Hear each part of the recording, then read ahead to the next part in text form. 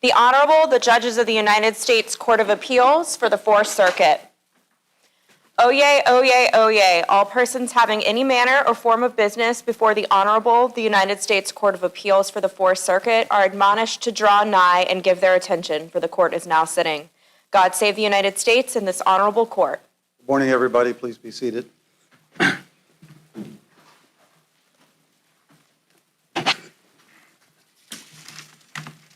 Welcome to the United States Court of Appeals for the Fourth Circuit.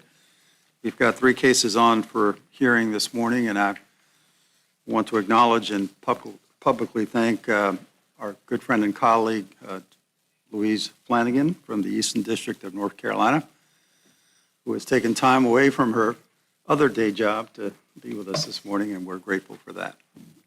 Our first case this morning is 22-4658, United States versus Nelson.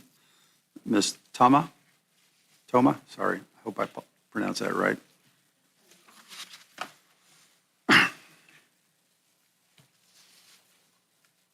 Good morning, Your Honors, and may it please the Court. Jenny Toma for Alante Nelson. We've made 2 arguments why his drug predicates are overbroad, and I'd like to start with his B1C overbreadth argument to address the primary dispute. We have 2 with respect to that I believe are at issue, timing and divisibility. So I'll begin with timing in United States versus Brown, or Brown v. United States, which came out post-briefing. There are at least 3 reasons why Brown does not extend, the reasoning of Brown, which is an ACCA case, does not extend to the guidelines and doesn't control the outcome here.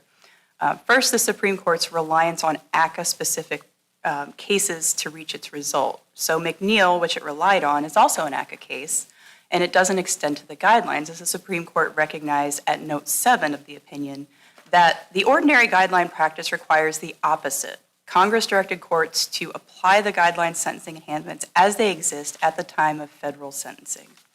And so those are different analyses.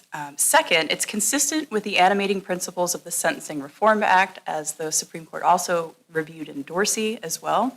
The background sentencing principle, absent an ex post facto violation, of course, is that the court shall use the guidelines manual in effect on the date the defendant is sentenced under 1B1.11a, and that the guidelines are meant to reflect as much as possible advancements in knowledge as it relates to the criminal justice process, and that's in 991b1, and account for the evolving community view of the gravity of the offense, the public concern generated by the offense, that's 994c4 and 5, and when advancements in knowledge lead a drug to be descheduled, unlike ACCA, which is very inflexible and backward-looking, the guidelines are flexible and forward-looking, and they're meant to account for the current reality at the time of federal sentencing. Notably, in 2016, the Sentencing Commission published a report finding specifically that drug-only offenders like Mr. Nelson, who only has drug trafficking predicates, should not properly be subject to career offender sentencing enhancements. And so that's another example of how the guidelines are very current-focused, very forward-looking, and unlike ACCA in that respect.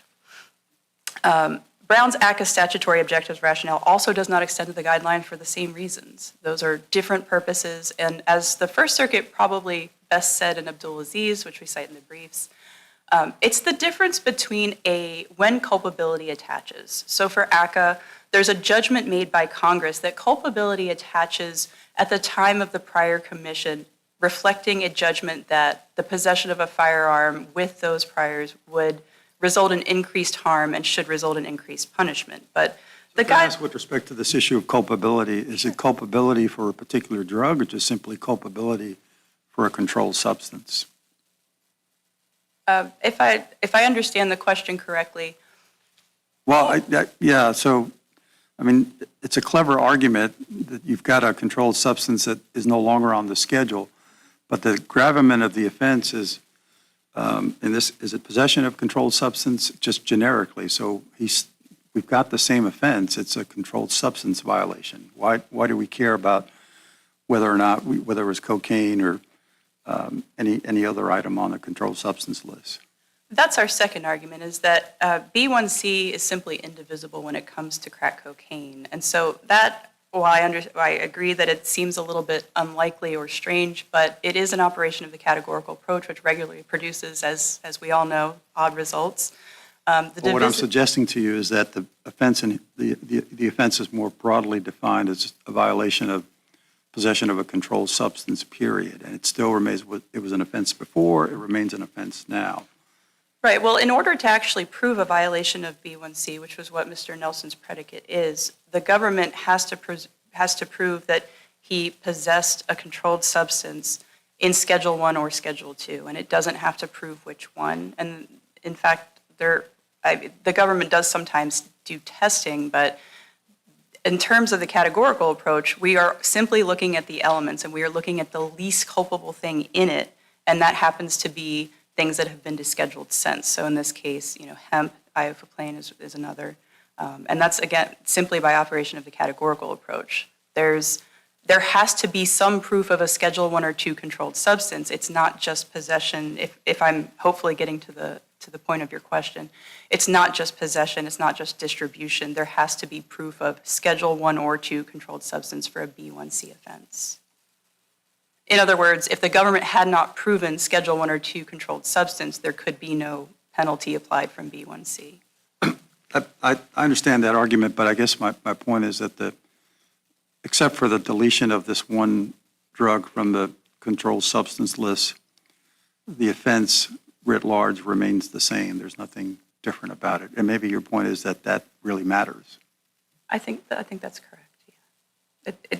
You're correct, and I agree with you. His offense remains the same, but the operation of the categorical approach renders that irrelevant as a matter of law. So I only wanted to follow up with the divisibility of B1C. The Supreme Court said as much for crack cocaine and Terry, and that resolves that argument in our favor. I don't think that there's any real concern about dicta given the extensiveness with which that question was litigated and split the circuits below, as we explained in the reply brief. So if the court has any further questions about the first argument, I'm happy to answer those, and if not, I could move on to our second. Well, let me go back to this issue of the divisible by substance. It's not, I don't know how often this happens, but it seems odd that every time, if Congress were to decide, for whatever reason, here it was a perfectly legitimate reason that a drug that had otherwise been listed as a controlled substance has some medicinal purposes, and therefore that's why it was removed. And do you think that Congress really intended this result, that simply by removing a now legitimate drug from the list of controlled substances, that somehow reduces culpability for someone who obviously didn't possess that medicinal drug?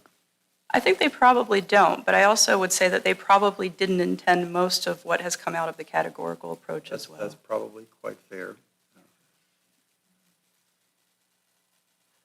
That's the answer? I guess that's a good enough answer. It's the one I have. That's all you got. But I also would note that the guidelines are drafted by the Sentencing Commission in any case, and of course they are approved by Congress, but it is a different entity who is doing the drafting. So there is at least that division. But moving on, I suppose, to our Virginia overbreadth by conduct argument, I think that in the case of Virginia, this presents a unique statutory scheme that is unlike any of the other schemes that this court has addressed to date, in as much as it provides different statutory penalties for an attempted distribution as it does for an attempted transfer via distribution. And so Virginia provides 5 to 40 years for an attempted transfer, but 1 to 10 for an attempted distribution. And so we think that the analogy there from Batchelder and Mitchell is pretty direct. I mean, the Supreme Court considered in Batchelder 2 statutes that addressed possession of firearm by a felon, and the argument there, or the issue there, was that the government, had chosen one to prosecute, and he had received one set of penalties, and he had argued that it should be the lower, that it shouldn't be higher. And the Supreme Court said there's absolutely nothing wrong with conduct being criminalized by 2 statutes, even if it provides for different penalties. And so we think that that's very, very strong evidence that there are no surplusage concerns when this happens. When you have a drug statute that in one section criminalizes attempted transfer and in another criminalizes attempted distribution. In particular, when there's a different statutory penalty that attaches to it, there is no reason to interpret those as having absolutely no overlap in conduct. That's not a surplusage concern, and the Supreme Court has been pretty clear about that. In statutes, they've said that a job is a job, and as long as a word or phrase does some job, even if it's not very heavy lifting in a statute, that's no reason to have redundancy concerns about the fact that there might be some overlap or redundancy there. Well, how would you reconcile our three recent decisions in Groves, Miller, and Davis? I didn't see, I know for the Groves and the federal decisions that a federal attempted distribution and a federal attempted transfer carry exactly the same statutory penalty. And I saw nothing in Miller or Davis to suggest that different penalties were at issue for North Carolina or South Carolina. So I think that that's a very clear distinguishing, especially when you apply Batchelder and Mitchell to that situation. What is it about the different penalties that makes it distinguish, that makes a difference here? That we have Supreme Court precedent that simply says that that's not a problem. I don't know that the Supreme Court has had occasion, or at least not that I found, to address statutes that have the precise same penalties. It is a distinguishing factor. But distinguishing in a way that matters, and if so, why?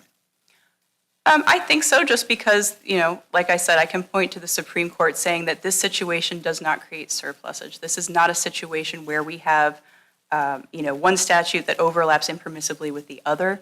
This is a situation where all it does is provide the government with more options on how to prosecute a crime. So I think that that's the best I can point to, is that there is authority for that.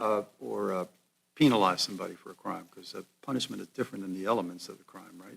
Sometimes, yes. You don't think it's different here? Do I think that the punishment is different from the crime with respect to Virginia's statutory scheme for drug offenses? Yes.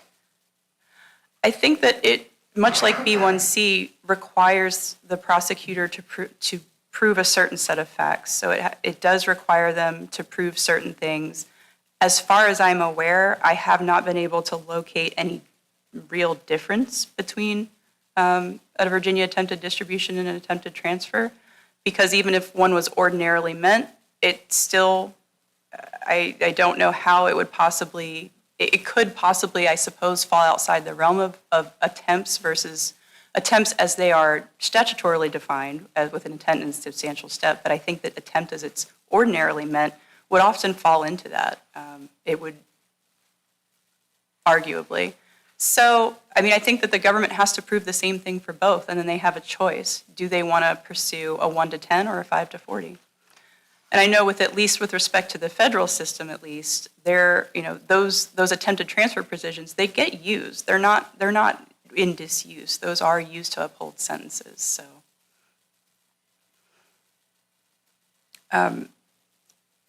Let's see, if the court has no further questions about that, I would just say in conclusion that those attempted transfer and attempted distribution both have jobs to do in Virginia's statutory scheme, and so there are no surplusage concerns to interpret them that way. That leaves the congressional directive in 994, which doesn't apply to state offenses. By its own terms, it applies to offenses that are in the Controlled Substance Act, the Federal Controlled Substance Act, Section 401. And in any case, as Dorsey makes clear, that directive doesn't bind Congress, which is who actually approves the Commission's promulgated regulations.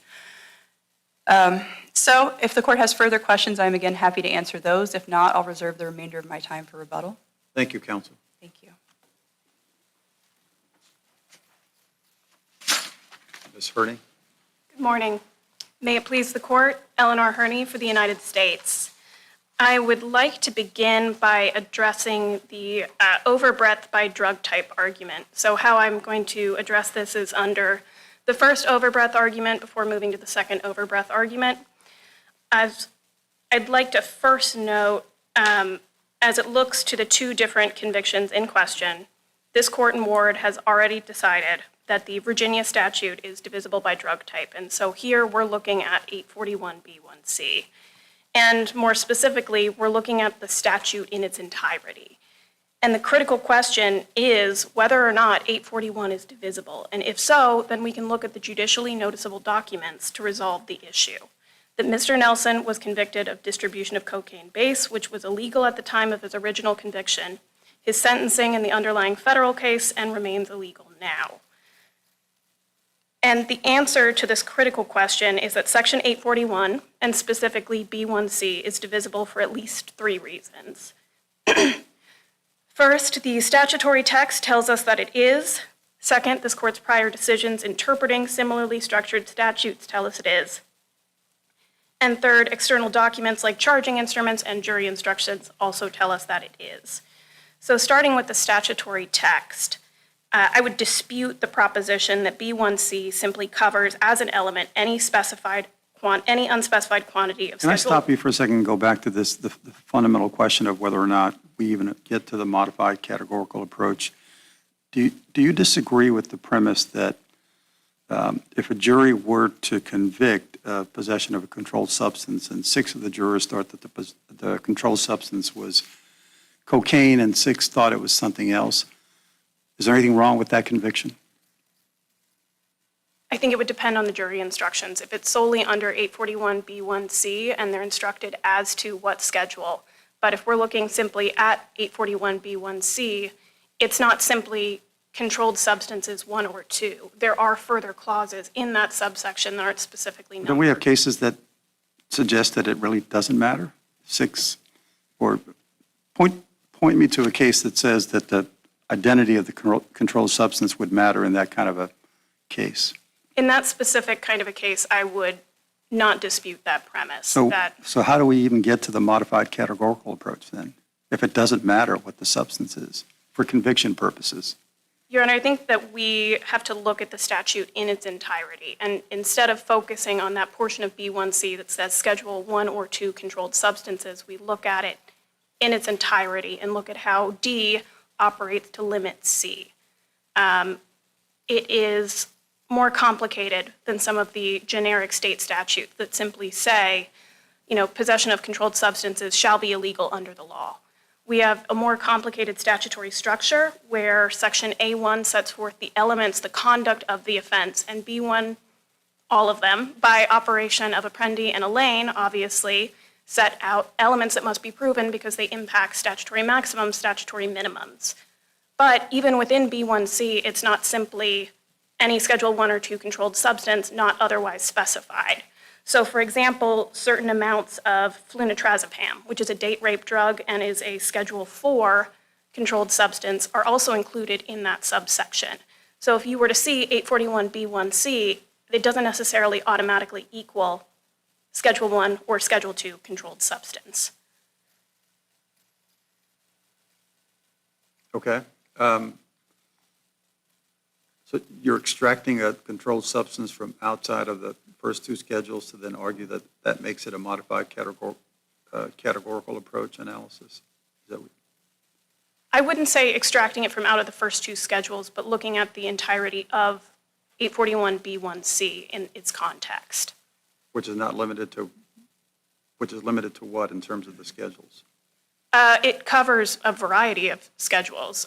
Obviously, the Schedules 1 and 2 not otherwise specified. So as discussed in Terry in a different context, crack cocaine is covered by that section if it's not in the amounts otherwise specified in B1, or if it is in the amounts otherwise specified in B1, but the prosecutor opts not to charge it that way. But maybe I misunderstood your argument, but I thought you were suggesting that because a conviction could be had for an item that's not within the first 2 schedules, that somehow makes this appropriate to consider as a modified categorical analysis. Is that what you're saying, or is it something else? In a sense, Your Honor, and it may be an argument that's simply unavailing with the court and that I should move on from. Well, no, I'm just trying to figure this out because, it's really odd. I mean, that the result is, I think, absurd that we would not count what is clearly a conviction under any sense of the imagination. But I'm just having trouble wrapping my arms around well, let me ask you this. If we don't agree with you that this is an offense that that is divisible and we could apply the modified categorical approach, do you lose? Your Honor, I believe at that point we would have to turn to the timing issue, or the court would have to determine that Section 994, similar to the argument that was made in Groves, simply counsels a different result. And that, as I believe was identified in the Groves opinion, it would be an absurd result to assume that by amending the Sentencing Commission's act of amending the guidelines and by Congress approving those amendments, that we would take what is the quintessential federal controlled substance offense from any certain year back, so 2015 for isoflupane, and simply exempt those convictions from this entirely. And I don't believe that such a reading would be consistent with Groves.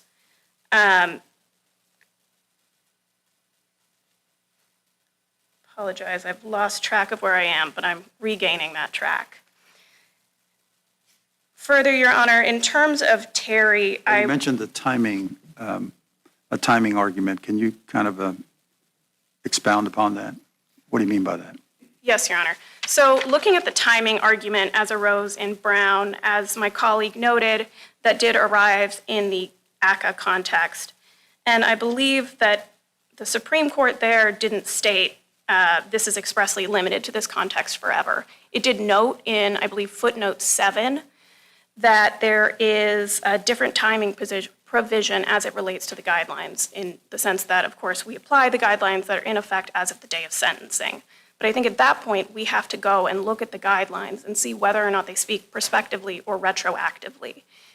And in this situation specifically, particularly considering that evolving flexibility that my colleague referenced, I don't believe that it would be consistent to interpret it in such a way that a conviction for distribution of cocaine base would not be covered because of the descheduling of a substance. This would require courts all across the country to conduct an evolving analysis routinely to keep track of descheduling, even in cases where that's simply not a matter that is before the court. Do you have an idea how often that happens?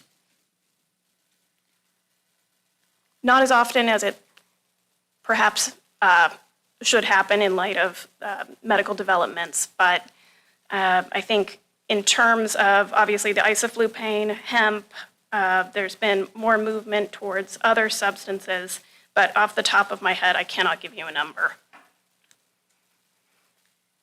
Is there an argument that we need to look a little bit more broadly here and just say that Congress criminalized this particular conduct whenever it was that the statute was passed, and that hasn't changed, that sort of the broad conduct of possessing a controlled substance, the elements remain the same?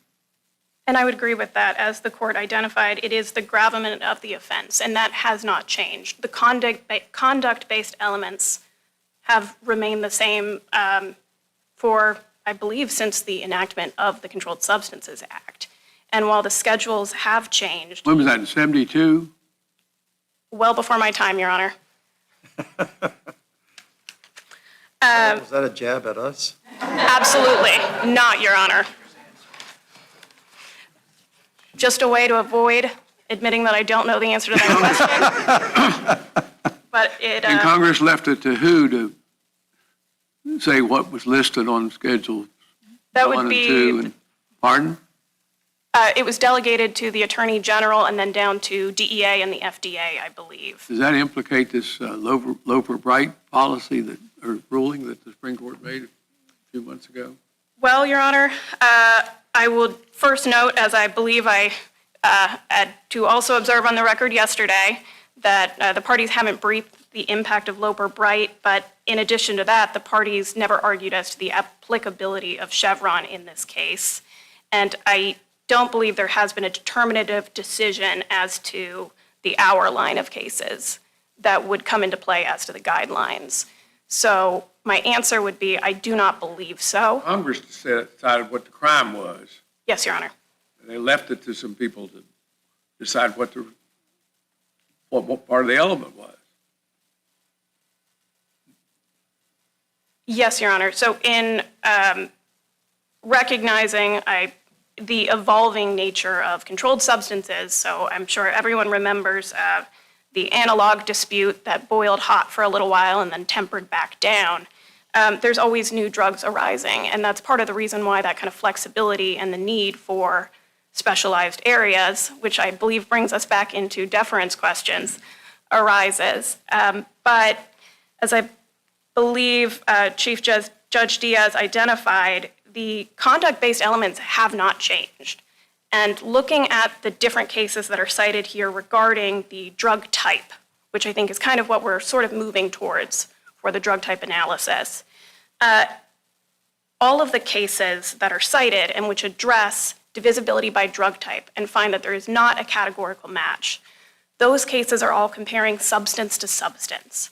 So in Hope, we had a situation involving marijuana where it was still including hemp, but it would not be included under the federal schedule. Here, we are comparing Schedules 1 and 2 broadly to each other. And that is not something where there is support in the law for such a general, broad approach, and it would effectively render this section subject to frequent change in such a way that it would be unpredictable how to apply it. And of course, as Judge Diaz, you recognized, descheduling, rescheduling doesn't happen that often, but it is a significant effect. Excuse me. And moving on to address Terry, the government submits that this did not provide a definitive answer. I think one attorney's dicta is another attorney's holding. We can go back and forth on what exactly the precedent of the precedential effect of the sentence is. Obviously, any directive by the Supreme Court is binding, but we have to also look at the context. The Supreme Court did not say, we hold that B1C is indivisible. Rather, it was looking in the context of whether or not the penalties for an offense had changed under the First Step Act as it applied to B1C offenses. And in doing that analysis, they noted that there are effectively 3 crack cocaine offenses. The first is under B1A, the second is under B1B, and the third is under B1C. And the court laid out the elements for each, and in doing so came to that kind of operative language that we dispute does not control and is not a definitive answer in this case, which is the some unspecified amount of a Schedule 1 or 2 drug. The government's position is that this is not a statement that is, as a holding, an element of every single B1C offense. Rather, I apologize, Your Honor, I think I have something in my throat. You want to go get your water? If you don't mind. Yeah, sure. Just so I don't have a choking incident. That would really cap things off. But if we look more broadly at Terry, we can see, for example, in footnote 4, where the Supreme Court notes the elements, of course, an indictment that charged a person with 5 grams of crack now is no different from one charging a person with an unspecified amount of crack. The usual practice is to ignore the extraneous language in the indictment. It's not about the types, but about the quantity. And moving from this, I think the bottom line to take away is that Terry doesn't address whether, and it certainly does not hold, that 841B1C is indivisible. Rather, it holds that in the context of the First Step Act, the penalties did not change for a B1C offense. Now, looking at similarly structured state statutes, they are also divisible. So for example, Dozier, the West Virginia distribution statute, is divisible by type. Baugh versus Gonzalez and Cucalon versus Gonzalez, which both dealt with the Virginia distribution statute, same as that at issue here, was divisible by type. And Ward did not hold otherwise. Rather, it held that it was a categorical match to 841 and that they need not address the modified categorical approach. And as relevant in Ward, the court actually rejected the argument that because Virginia law broadly prohibited a broader set of substances, unlike the substance-to-substance approach in Hope, than federal law, that the Virginia statute was categorically overbroad. Now, in the interest of making sure I cover everything, I'm going to try to speed up a little bit if there are no further questions on that particular area. Specifically, to kind of wrap this up, under either Campbell or Hope, Mr. Nelson's argument is simply unavailing. Section 841 is divisible by offense, it's divisible by drug type, and it's divisible by drug quantity. And we don't need to engage in myopic parsing to find that it's indivisible when there are so many different ways that it can be charged as to the elements. And because the statute is divisible, this court can, and the district court did, look at the Shepard documents and see that Mr. Nelson's prior conviction is a categorical match. And as I indicated earlier, many of the cases that are cited, again, they compare definitions of particular substances, not broad schedules. So for example, in Hope, the court was comparing South Carolina marijuana versus federal marijuana. In Jackson, it was the Florida cocaine statute versus federal cocaine. Holiday, which was the Ninth Circuit, dealt with Montana cocaine versus federal cocaine. Perez dealt with Iowa cocaine to federal cocaine. It's cocaine to cocaine, Your Honor. It's not schedule to schedule. Now, moving into the overbreadth by conduct and dealing with attempted transfers. Under both Section 841 and Virginia law, distributions are defined to include the completed offense of attempted transfers, distinct from attempted distribution. The question as to whether the least culpable conduct in this case as to each statute is a categorical match to the generic definition of a controlled substance offense has been answered by Groves. The completed offense of attempted transfer, distinct from an attempt, is legally distinct from an attempted distribution. And it's a very fun sentence to say with all of the levels of attempt, but essentially it comes down to an attempted transfer is a completed offense. It's actually not an attempt itself. The receiver-giver relationship is at the crux of that offense, as the government previously vociferously argued in Groves. Now, briefly addressing the Section 994 argument. This argument was also raised before the court in Groves, arguing that Congress's directive to the Sentencing Commission was not binding on future Congresses. And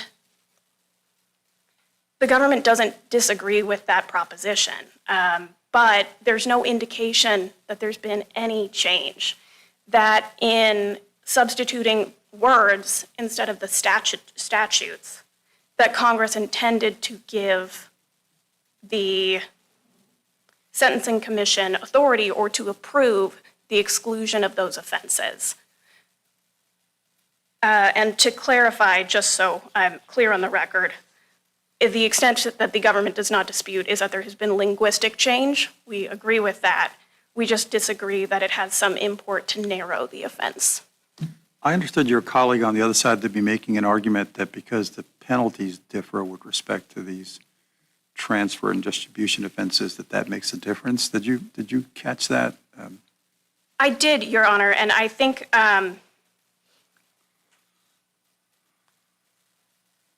I don't agree that it makes a distinction that would benefit Mr. Nelson, and that may perhaps be a misunderstanding on my part. I believe instead that those different penalties would in fact indicate it's not a question, it doesn't bear on superfluity at all.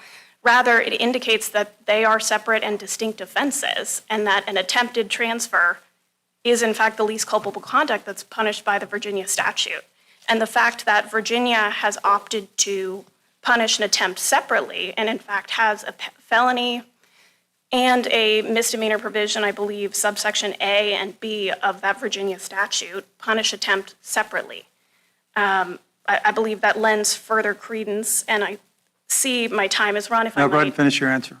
I believe that further indicates that they are distinct offenses, that it's not penalizing the same conduct. An attempted transfer, as set forth in the definition of a delivery, is distinct from the crimes of attempt which are set forth in that Virginia statutory attempt section.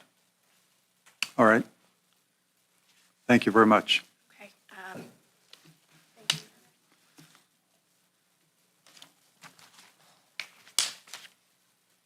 Ms. Toma, you've got some rebuttal?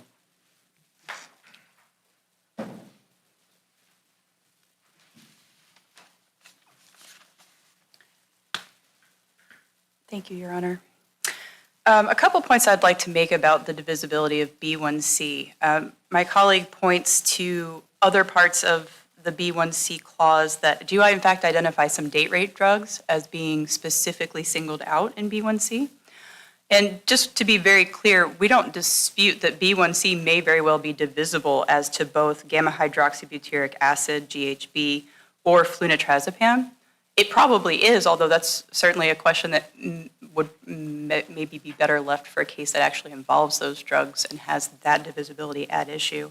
But that's a separate question from whether Schedule 1 or 2 controlled substance is divisible, because those are different parts of the statute. And of course, even if you threw those all together, that doesn't change the fact that the clause controlled substance in Schedule 1 or 2 simply doesn't break down further.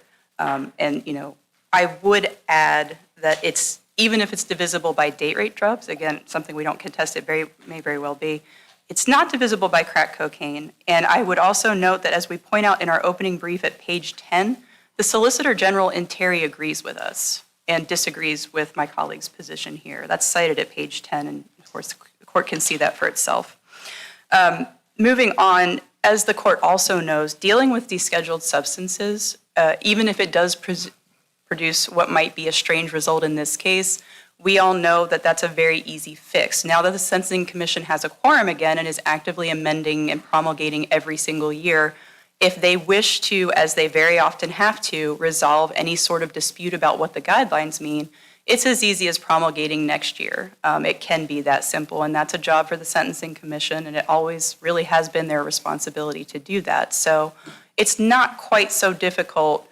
If the result comes out that way, it's really not such a difficult thing to fix if it's not what the commission intended. When you say fix for this one case or fix more broadly? Because as your colleague pointed out, schedules change all the time. So what would be the fix? I think the Sentencing Commission could simply add language, promulgate language into the text of the guidelines, simply saying that the descheduling of a substance doesn't change. They could take a position in the guidelines as to timing. It would be that simple, and it would cover it for anything moving forward. Indeed, the subset of offenders that a decision in our favor today would actually affect may be limited to Mr. Nelson, I'm not sure, or possibly single digits. I'm not sure if there are a great deal of folks who have anything pending that would be able to work its way through in time. In any event, I did also want to address the idea that I would imagine that we might see a few post-conviction. You might, Your Honor. At the same time, I believe that those would not be cognizable in collateral review. So if I'm correct about that. Are you taking a position for the whole federal defender community? I am absolutely not, and please don't tell me I said that. That would be litigated pretty extensively. And my statements here today are non-binding on any future litigation. I'd like to walk it back, actually. I would, however, if the court has no further questions on that point, I would also like to add that my colleague draws a distinction between the Hope decision and other decisions like it that are simply looking at a subset of hemp in a broader category of marijuana. And while I understand the point, simply I don't think there's any difference, and my colleague doesn't identify any that I'm aware of that draws a legal distinction between hemp as a subset, as a clearly defined subset of marijuana, and crack cocaine as a clearly defined subset of Schedule 1 or 2 controlled substance. I'm simply just not of any legal line drawing that exists on that point. I think the analogy there is pretty apt. And finally, I would like to just add with respect to the Campbell issue that I do believe, just to clarify my further answer, my previous answer, excuse me, I do think that the different penalties are clear evidence of a legislative intent to create what would be some sort of distinct, I think it's not accidental, in other words. I think it's not some accident that they accidentally left attempted distribution or attempted transfer in there together. I think the fact that those things have different penalties is clear evidence of the fact that those were intentional acts of the legislature, and that even when they do cover the same conduct, Those are just options the government can choose from. And finally, with my last 10 seconds, I just want to also clarify that Ward decided only one question, which was controlled by whom, state or federal, where the predicate results from. It didn't do anything about when. And so we would ask that the court vacate Mr. Nelson's career offender enhancement and remand for resentencing. Thank you. Thank you, Ms. Tillman. I want to thank both counsel for their fine arguments this morning. We'll come down and greet you and then move on to our second case.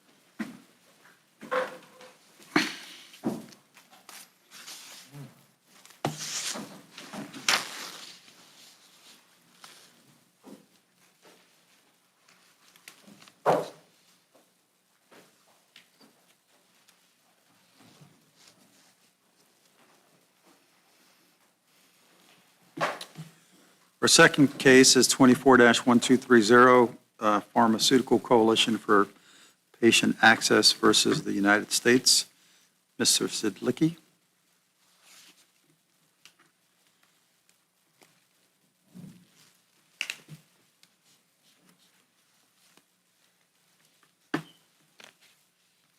May it please the court. Good morning, Your Honors. Paul Zidlicki for PCPA. So PCPA is a 501c3 charity that helps would like to help poor cancer patients obtain medical treatment. It does this in two ways. It seeks to provide cost-sharing assistance with respect to Medicare Part D drugs, and also to provide assistance with insurance premiums, so the cancer patients can obtain whatever product or service or medical service that their physician has prescribed for them. So the government rejected PCPA's program based upon an overbroad and erroneous interpretation of the anti-kickback statute. I'll refer to that as the AKS. Under the government's interpretation, the daughter of a cancer patient would commit a felony if the daughter paid her mother's cost-sharing obligations for a cancer drug, because according to the government, that action is designed to influence her to purchase the drug. In turn, the mother also would be subject to prosecution and a 10-year prison sentence, because according to the government, there's nothing strange or surprising about imposing AKS liability on a patient who accepts money in return for the purchase of a particular federally reimbursable item or service. Our view is that the daughter has not violated the AKS because she has not paid prohibited remuneration to induce her mother to purchase a cancer drug. I thought the government rejected that interpretation of the statute. No, both of the things I quoted are directly from the government's brief. It's government's brief at 17 and government's brief at 40. That they would prosecute those people? Oh, but that's a different question. There's a question about whether it violates the statute under their interpretation, and a question about whether they would prosecute. And the Supreme Court has made clear that a court can't interpret a statute based upon assurances by the executive that we're not going to apply it in those instances. We're going to be reasonable about it. And there's two recent cases where the Supreme Court in Snyder and I can't recall the other case, but both of those cases held that you can't interpret a statute based upon assurances by the government that it's going to interpret it more narrowly than their interpretation would apply. So the government, I think their argument would be, well, you're not going to satisfy the intent provision there, but the intent is that you have to, all the intent is you have to be aware that this is unlawful. And under their view, if you're aware of what the government's interpretation would be, the mother and the daughter would know that this is unlawful. And so under your view, that would also corrupt the medical decision-making process, those scenarios? No, we would say it would not corrupt the decision-making process. We would say that this is not an inducement. And it's the same reason that why our program is not an inducement here. It is not tempting or leading to the commission of an unlawful act. The first question is, what is an inducement? So, and we think on that question, the Supreme Court's decision in Hansen sets out the appropriate approach for addressing that question. So it establishes the approach for, I've got a criminal statute and it makes inducement unlawful. It has the term induce in it. How do I look at that? So the Supreme Court says, well, induce has a well-settled interpretation under the criminal law. And when Congress uses such a term in a criminal statute, your presumption, presumably, that Congress was aware of that definition and that it adopted that definition. That's straight out of Hansen. And Hansen's not an outlier. Hansen was applying cases like Shabani and Morissette. So that's your starting point. The government's starting point is, well, we go to the plain language. But there's two options here. There's the plain language of what does induce mean? Does it just mean to influence, or does it mean to tempt to a criminal act? Okay? So under Hansen, the first step is you presume that Congress used the criminal meaning. The second step is you look at the context. So are there other reasons to think why Congress was looking at criminal inducement? And here, of course, there is. So the AKS in subsection B2, it makes it unlawful to offer or to pay remuneration to induce the purchase of a federally reimbursable item. So there's all that's there. Under B1, this was adopted at the same time that B2 was modified to read the way it does now in 1977. Congress also made the other side of that transaction unlawful. It said it's unlawful to solicit or receive remuneration in return for purchasing an item. So both sides of the transaction are unlawful. And that's the same thing that was going on in the Hansen case. Somebody was being induced to engage in conduct that was in violation of the law. So that's what's going on here, is that the conduct that's being induced under Section B2, the offer or payment of remuneration, is going to be addressing inducing conduct on the other side with somebody who solicits or receives payment in return for purchasing a drug. So with respect to this issue of inducement, of course, you have to look at the entire statute. So under your reading, then, what would be the purpose of the 12 exceptions that appear in subsection C of the statute? I mean, why would Congress have to include those if induce has the meaning that you ascribe to it? Sure. So a couple of things. One, subsection B1 makes it unlawful to receive a payment in return for purchasing a product. So all 12 of those exceptions talk about payments that are being made. So you need to accept those. You need to carve those out. Otherwise, you'd have a potential violation of B1. And B1 and B2 are interconnected. They're two sides of the same coin. And for the same reason, you need an exception for the applicability of B2.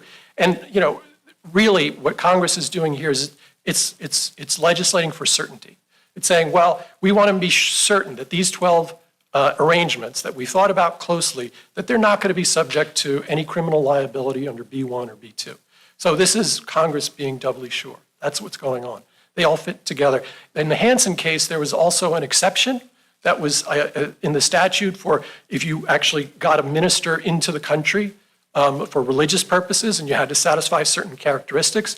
The other thing about Hansen is, although it was a violation of the immigration laws, really the exceptions were baked into the definition of what the violation of the law is. Whether someone can remain in the United States or someone can enter the United States, and whether that's in violation of the laws, that's quite technical. It's subject to lots and lots of specific limitations, but that was just baked into the statute. I think here, the B3 is the analog to what was happening under Hansen. And with respect to remuneration, you say, if I understand it, that it has to be limited by the principle that it has to corrupt decision-making, but any remuneration means literally any. So I agree that the any has to have a meaning, and so the Sixth Circuit I think it was Judge Griffin's case. He interprets any to mean that whatever form it might take. Any remuneration, whether it's cash, in kind, any remuneration. I think I agree with the point that you have to read the language in context, and remuneration is next to any, but you also have to read it in context of what follows it. What follows it is, it says, including any bribes, Right, but I don't kickbacks. think those are meant to be exclusive. Including, by definition, is not intended to close the universe of possible examples of remuneration. No, that's true. And our position is not that remuneration has no meaning separate and apart from kickbacks, bribes, or rebates. What we're saying is that kickbacks, bribes, and rebates give meaning to remuneration. Now, kickback and bribes connote some corrupt, intent, but rebates is fairly innocuous. I don't think that's right, Your Honor. I think as a general matter, that would be right, but not right in the context of the statutory history here. So when Congress adopted the AKS in 1972, it talked about kickbacks, it talked about bribes, and then it said rebates of payments for referrals. So it was a specific type of rebate that was going on. So I think the statutory history suggests that it's narrower than that. And You're saying a rebate in that context is a bribe or kickback? I think it was. But that way you'd be saying the rebate's the same thing as a kickback. It would be akin to. It would be akin to. I think. There'd be surplusage in that. No, I don't think so, because I think with regard to the rebate, you would say, well, it had some purpose. The rebate there had some purpose or effect, where the bribe would just have an illicit purpose. So it would sort of have a mixed purpose there, or it was for a referral, and so you could say. You could understand why that might affect the decision-making process.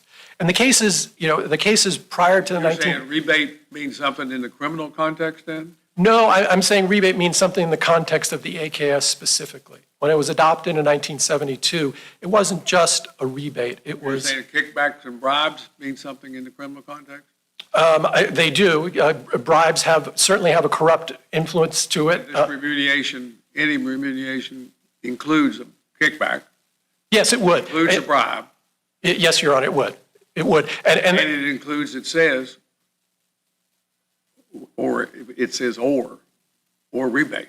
Yes, Your Honor. And again, rebate's something else. Well, our position is that rebate really was, that what Congress was doing is it was streamlining what it previously had said. He was talking about the specific types of rebates. And again, under the government's view, the language kickbacks, bribes, and rebates has no meaning whatsoever, because their view is that remuneration means anything of value. Well, obviously, those three things. Is that what the Inspector General said? That's their position. That's the position in the advisory opinion, and that's their position in their brief as well. Can I take a step back and Sure. ask you a question about your reading of Hansen? Are you reading that case to announce a dispositive rule that terms in criminal statutes must carry their special meaning? No. No, I think what it does is it creates a presumption. So it's the starting point. And the best example is one of the statutes cited in the government's brief, 18 U.S.C. 706. That makes it a crime for somebody to fraudulently wear a Red Cross uniform for the purposes of inducing someone else to think they're in the Red Cross. Now, that is not tempting illegal conduct. The belief, the mistaken belief that somebody is a member of the Red Cross, that's not criminal. Here, that's the distinction here, because under B2, it's inducing the purchase of a drug. It's remuneration that's given to induce the purchase of a drug.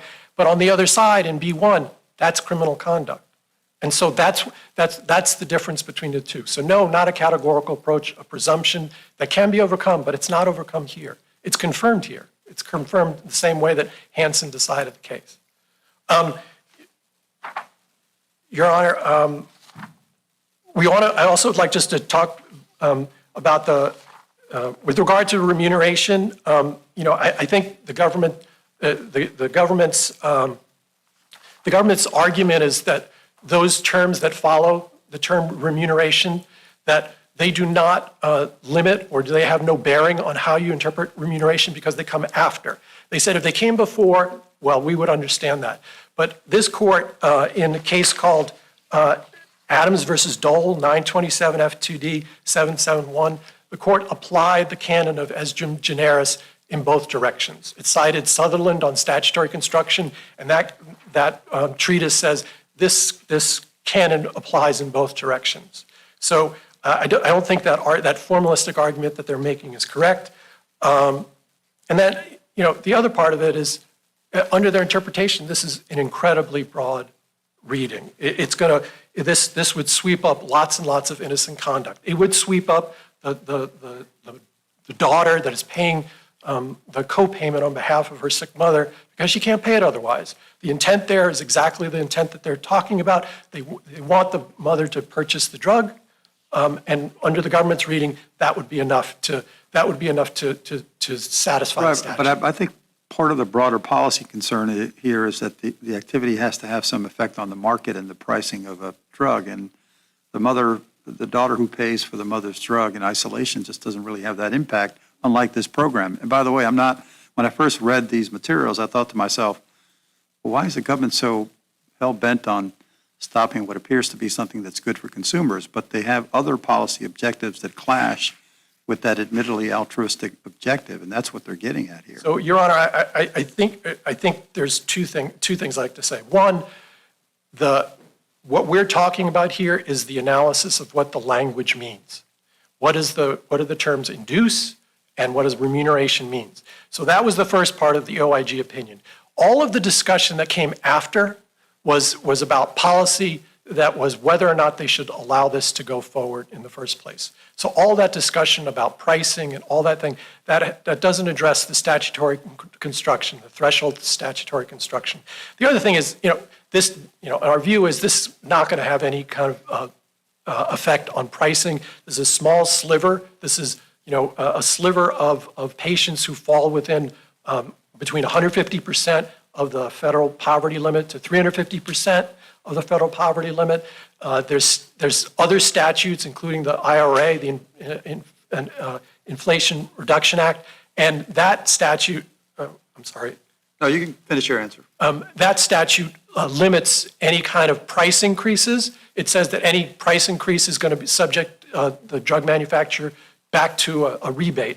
So again, I think the question about the pricing is distinct from and after you get through the statutory construction. All right, thank you very much.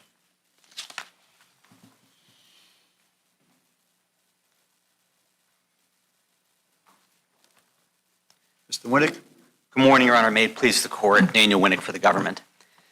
Plaintiff's subsidy program would pay money to patients in an effort to get them to buy the subsidized drugs. The basic question before the court is whether the agency correctly concluded that conduct, if undertaken with the requisite scienter, would violate the AKS. And I think there's no question that the answer is yes, if the words of the statute, induce and remuneration, are given their ordinary meanings, because the ordinary meaning of induce is influence or persuade, the ordinary meaning of remuneration is any kind of payment or compensation or transfer of value, and the subsidies are payments meant to influence or persuade the patients to buy the drugs. So plaintiff's theory of this case is that those words, induce and remuneration, shouldn't be given their ordinary meaning. That's an uphill climb in any case, and I think here it's a nearly impossible one. Let me start with the question whether the payments would be offered to induce purchases of federally reimbursable drugs. And on this point, as you saw in their brief and heard this morning, plaintiff's argument really rests entirely on United States versus Hansen, and they read that case as giving a criminal-specific meaning to any time the word induce is used in a criminal provision. But that's not what Hansen does. What Hansen is doing is construing a particular type of criminal prohibition against the inducement of unlawful activity. So it was construing a statute forbidding the inducement of unlawful entry into the United States. It analogized that statute to a lot of other statutes criminalizing the act of inducement of unlawful conduct. And it said that in that context, inducement has a settled meaning. It means to lead or tempt to the commission of a crime. But that's not the kind of statute that the AKS is. The conduct that's forbidden by the relevant provision of the AKS isn't the inducement of unlawful conduct. It is giving or offering remuneration. It uses the word induce only in describing the motive with which it is unlawful. It also uses the words knowingly and willfully. It does, and that is another requirement. What do you say that means?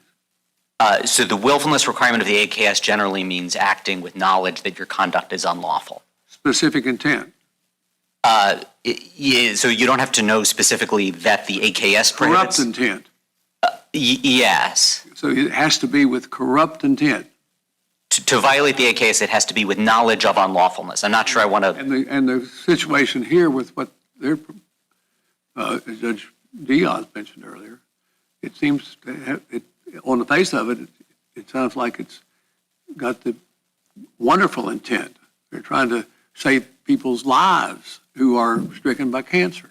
So But the statute says whoever knowingly and willfully offers or pays any remuneration. So it's a corrupt intent that you're saying, you're assuming that they have. two very important points, Your Honor. First, You passed over that by saying if they do it with the proper intent, but the words are knowingly and willfully. so two important points, Your Honor. First, the advisory opinion that they're challenging in this case does not say anything about whether they would have the requisite scienter if they undertook this program. That's not an issue OIG addresses. Requisite scienter. The requisite scienter, knowledge and willfulness. Scienter is Yes. is knowingly and willfully. Yes. So my second point, Your Honor, Right. it is that's the requisite Knowingly and scienter. willfully, and you agree that means a corrupt intent. No, I don't agree with You that. don't agree No. with that. It means What's with knowingly and willfully, what's it take to generate a corrupt intent? Or you said specific intent. No, I don't agree with that either. What you have to have the requisite scienter is knowledge that you're acting unlawfully. So if they undertook this program and if they were prosecuted or OIG sought administrative sanctions against them, there would be a separate question whether they knew that they were acting unlawfully when they did that. But the willfulness requirement doesn't require some sort of, corrupt intent. It doesn't require that they be, seeking to do evil in the world. It's not a policy judgment. It's a question whether they knew that their conduct was unlawful. What does that mean in the, as applied here? What would the government have to prove, I guess? So we're getting a field from this advisory opinion, but I'm happy to answer it. That's what the statute says. And you all made short shrift of this by talking about the requisite scienter. If it's done with the requisite scienter, well, you're back to that again. But your requisite scienter is knowingly and willfully. And what's that mean? And there's a conjunctive in there, knowingly and willfully. It's not knowingly or willfully. It's knowingly and willfully. That's a statutory term. Right. Offers or pays any remuneration, including kickbacks, drives, or rebates. This advisory opinion. If you got the requisite scienter, it doesn't say requisite scienter, that's your words, and that's the Inspector General's advisory opinion words. So the advisory opinion, like all advisory opinions. If it means something other than corruption, you're rewriting it, aren't you? No, Your Honor. So the advisory opinion, like all advisory opinions of OIG, does not address the knowledge or willfulness requirement. It doesn't address that. That's not a subject of this advisory opinion. Don't you have to address that because that's in the statutes? So no, an advisory opinion, the thing OIG is addressing is simply whether, if somebody undertook this program, it would be providing remuneration to induce the provision of This unlawful. amendment to the False Claims Act. No, Your Honor. This provision has to do with tacking on the False Claims Act to give people a chance to get a review of something beforehand so they wouldn't be prosecuted. And they came up with this program, they say, that's going to try to help people who have cancer but can't afford treatments. So the purpose of the advisory. It could affect thousands of people. The purpose of the advisory. Billions of dollars. The purpose of the advisory opinion provision. Now, is your that- best argument is they're generating business for themselves, perhaps. But you didn't wrestle with this knowingly and willfully provision of the statute. Your Honor, the purpose of this advisory opinion process is that if you're considering a program like this, you can go to OIG and say, would this be providing remuneration in violation of the anti-kickback statute. OIG says we're not going to pass judgment on whether, if you undertook the program, you would be acting knowingly and willfully. We can't know that. All we're saying is this remuneration, and would it be given for the purpose that's forbidden by the AKS? What you say has to be conditioned on them acting knowingly and willfully. Your Honor, I completely You agree. have to explain what the government thinks what you think that constitutes. We don't, Your Honor. If we undertook an How you give enforcement, them an advisory opinion? if I could just get this out. Tell them Yeah, if I could just get this out. it's corrupt intent, or it doesn't mean corrupt intent. One or the other. So if they undertook this program and we sought enforcement action against them, we absolutely would have to prove that they were acting knowingly and willfully, and not somehow trying to read that out of the statute. If we undertook enforcement action, we would certainly have to prove their knowledge and willfulness. If we prosecuted them, we would have to prove their knowledge and willfulness. But this advisory opinion does not pass judgment on whether they would be acting knowingly and willfully. Why doesn't the term kickback and bribe incorporate that? You're analyzing whether the remuneration includes a kickback or a bribe. Now, I've tried a few bribery cases, and I've written indictments and analyzed them, and that's corruption of the first order in both directions. So the requirement that something be remuneration is distinct from the requirement that it be given knowingly and willfully. Those are different elements of the statute. In terms of their argument, A bribe knowingly and willfully offers or pays remuneration, any remuneration, including any kickback or bribe. right, Those are the big terms, kickback and bribe. right. So there's two distinct elements. One is whether, And the criminal statute has in the title of it, I think, kickback, the term kickback. It's essentially a bribe too. I mean, but the bribe is well understood to be corruption, running both ways, something for something. so it is something for something, that much I'll agree with. And this program would give people money to get them to buy the subsidized drugs. Now, they try to say that the word remuneration in the statute has to sort of bake in some corrupt meaning. But the plain meaning of remuneration is just any payment. And the arguments that they make for reading into. The payor here would be the way I read it is the drug company, and what they're wanting is to market more than their drugs. It's sort of what to make money off of this program that they're setting up. That's sort of the way that you all are construing it, I thought. So the payor. So you're saying it shouldn't be done. So the payor, the drug companies would be paying through this entity, through the pharmaceutical coalition, they'd be paying people subsidies to get them to buy the subsidized drugs. I'm not going to stand here and pass judgment on whether they have a good or a bad motive in doing that. But the question the agency was answering is, would that, if undertaken, violate the AKS? That have to be analyzed in the advisory opinion. Did their CNR have to be analyzed in the advisory opinion? Yeah. The answer is no. The advisory opinions, I mean, if we sought enforcement against them, we would, of course, have to analyze their You're saying CNR. it's irrelevant. If we sought enforcement, we'd have to analyze their CNR. If we prosecuted them, we'd have to analyze their CNR. An advisory opinion doesn't do that. They come to the agency and say, would this program be giving remuneration to induce the provision of drugs? And the agency says yes. And then it answers a second question, which is, even though we think this would be providing remuneration in violation of the AKS, do we think that the risks of fraud and abuse are so low that we will, preemptively tell you we're going to not seek enforcement against what we think is unlawful conduct? And the agency said, no, we think the risks here are not. If they do this with pristine motives to seek to help folks who have cancer and can't afford treatments, how could they they couldn't have the necessary scienter. Why didn't you explain that? I just disagree with that, Your Honor. If they know they are acting unlawfully, that is acting knowingly and willfully. It doesn't have anything to It's only do. knowing unlawfully if it's a bribe or a kickback. With respect, Your Honor, that's just not right. The statute has distinct elements. It has a CNR element, and then it has the element of whether this is remuneration, including any kickback, bribe, or rebate. It is not limited to kickbacks and bribes. The prior statute. It's not limited, it's including, they're the first two examples. Whoever knowingly and willfully offers or pays, make an offer, or carry through with that and pay any remuneration, parenthesis, including any kickback, bribe, or rebate. So those are the examples spelled out in the statute, directly or indirectly, overtly or covertly, et cetera. Right. But that doesn't mean taking just the remuneration element of the statute. That doesn't mean remuneration has to be only a kickback or bribe. When you tell them that if you do this with pristine motives, you can do it. Because that's just not relevant under the statute. They're trying to save lives.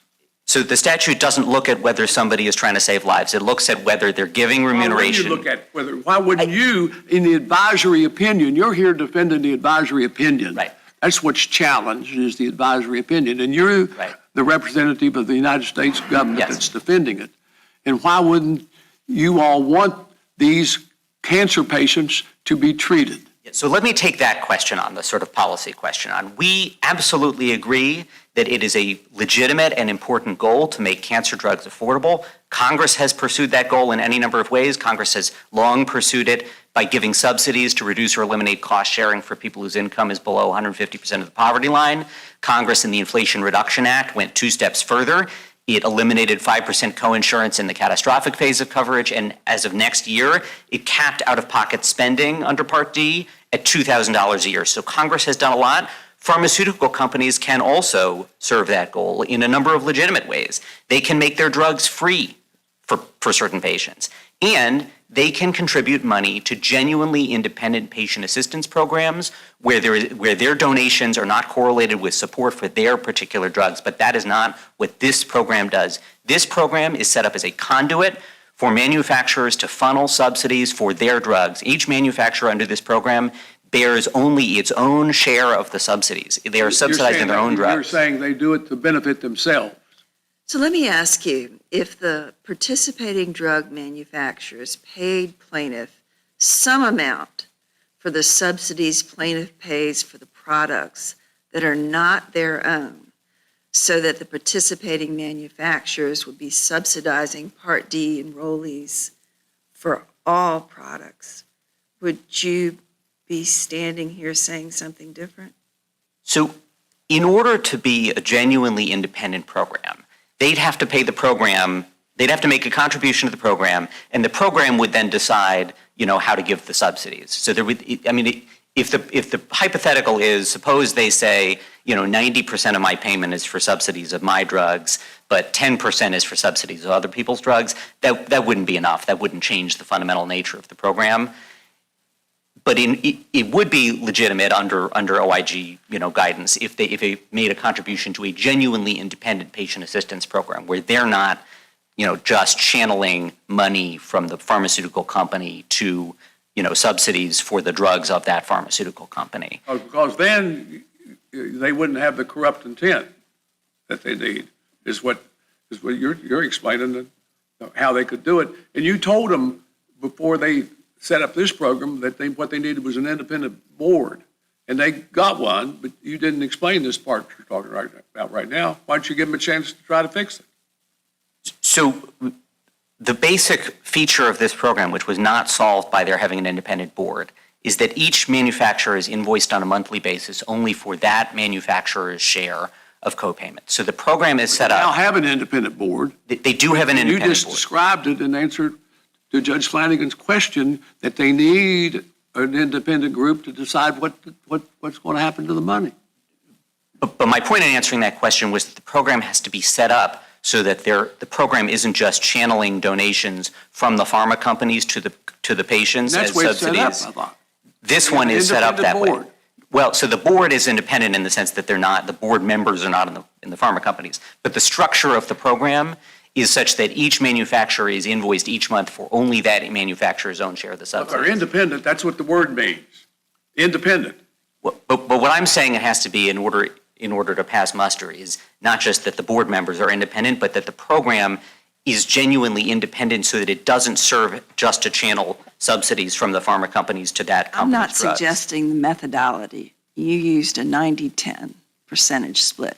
But is there some methodology that could be employed that would make this program pass muster if the pharmaceutical companies were sharing the costs of products that they didn't make?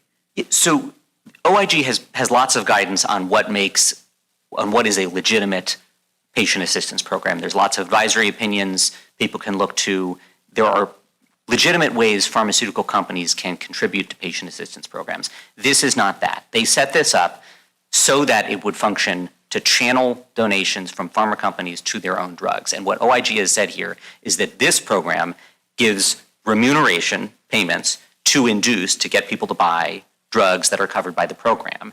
And that's the only issue before the court, is whether OIG was correct in saying that. The second half of the opinion, which is not judicially reviewable, is do we nonetheless think that the risks of fraud and abuse here are low enough that we're going to offer forbearance of enforcement as a discretionary matter? And they said, no, we don't think it's sufficiently low to offer forbearance. Again, that's not judicially reviewable. That's committed to agency discretion. The only part before the court is, did they correctly say this program would give remuneration payments to induce the purchase of drugs? And the answer to that is clearly yes.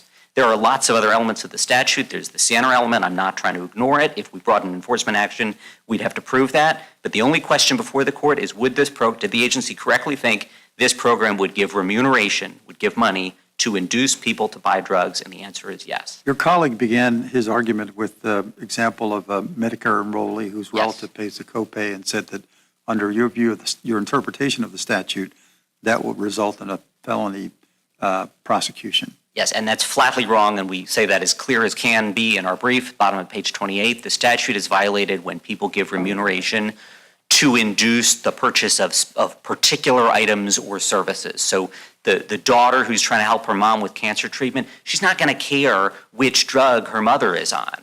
That's a decision her mother's going to make with the mother's doctor. The daughter is just trying to help the mother be able to afford whatever treatment she and her doctor think are medically appropriate. So that's not a violation of the statute. This isn't an issue of... You're falling back on Sienna again. No, Your Honor, I'm not. It has nothing to do with You're Sienna. falling back and said it's not corrupt intent.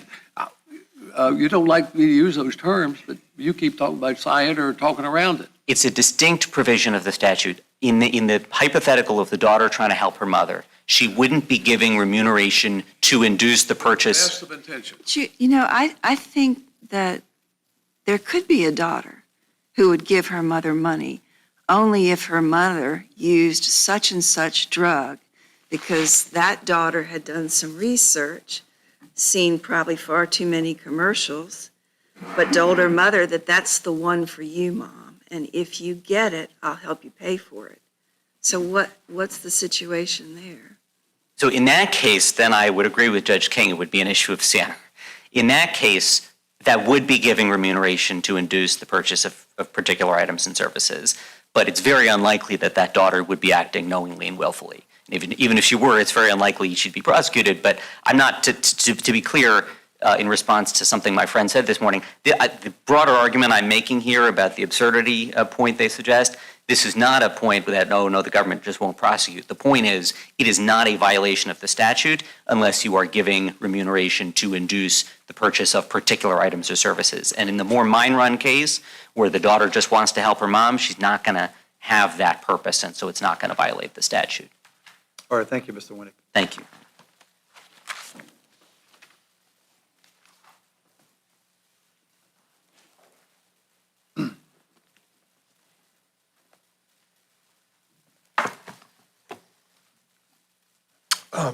Thank you, Your Honors. I guess a couple of things. One, on the question of induce, it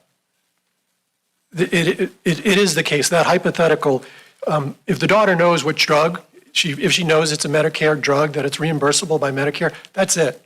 She wants that drug to be reimbursed.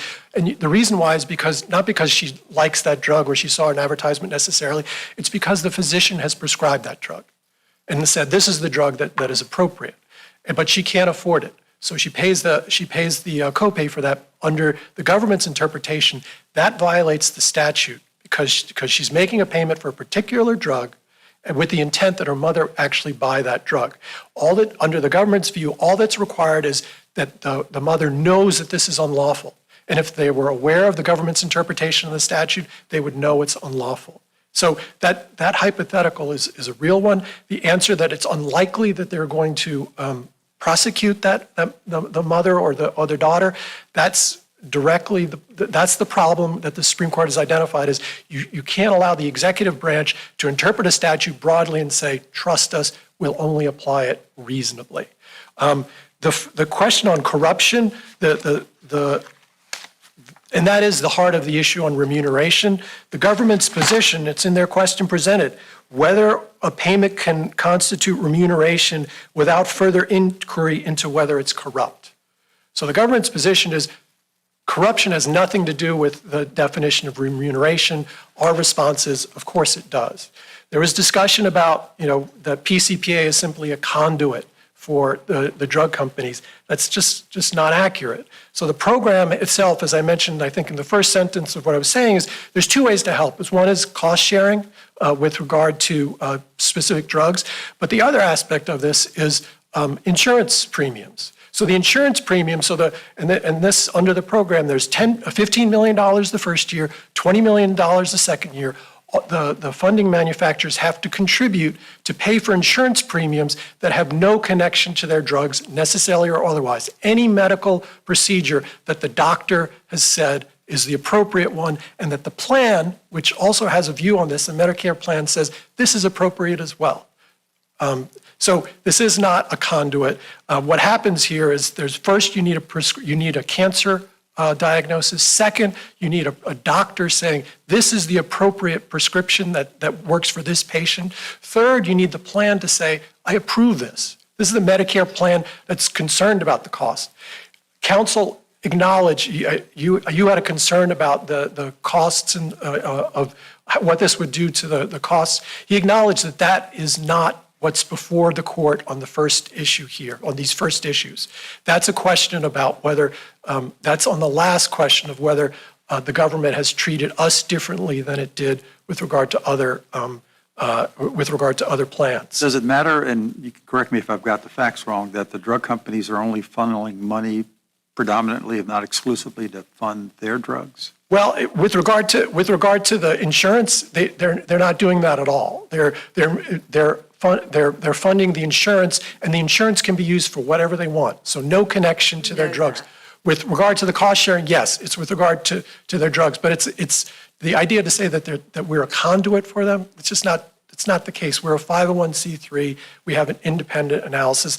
The other part was, well, you can look to the guidance. Well, we looked to the guidance. We looked to the 2005 advisory opinion on how you put these plans together, and now they've walked back from the guidance. Again, I think that's relevant only to the second part of the OIG opinion and not to the first part, which is what's before the court on these questions of induce, on a question of remuneration, on whether this is a quid pro quo. We haven't talked about that, but this is not a quid pro quo. They had said that we are agnostic.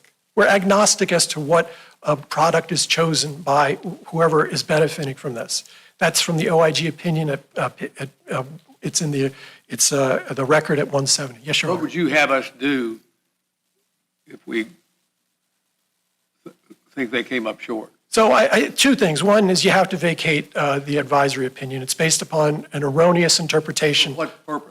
For what purpose? Because we think what happened after that? We think we're entitled to an advisory opinion in the other direction because there's no way that we're inducing patients to buy drugs here. Again, we've got all these guardrails.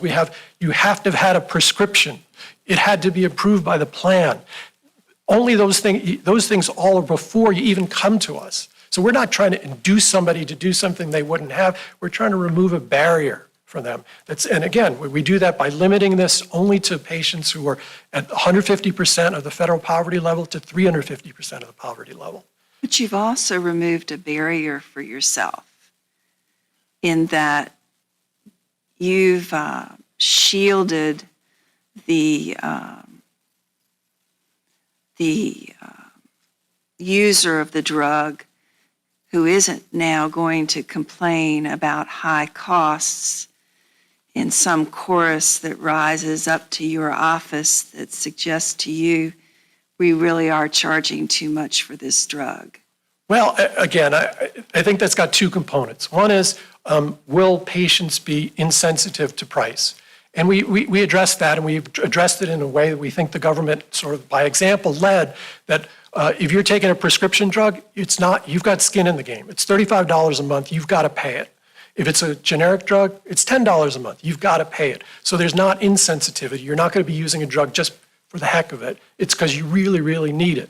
The other part is, with regard to the limitations, the IRA has changed some aspects of this in the sense that starting in 2025, the out-of-pocket costs are limited to $2,000. So they were, before the IRA, there was potentially more aid that was going out, but this is smaller. The second part is the IRA itself limits the ability to increase prices. So it limits the ability for drug manufacturers to increase any prices here. To the extent they increase prices, they've got to be rebated back to the federal government. And again, the AKS is not a it's not a pricing statute. It's a fraud and abuse statute.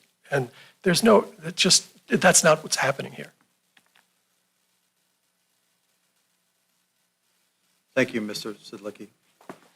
Thank you both for your arguments. We'll come down and greet you and then take a brief recess before moving on to our third case. This honorable court will take a brief recess.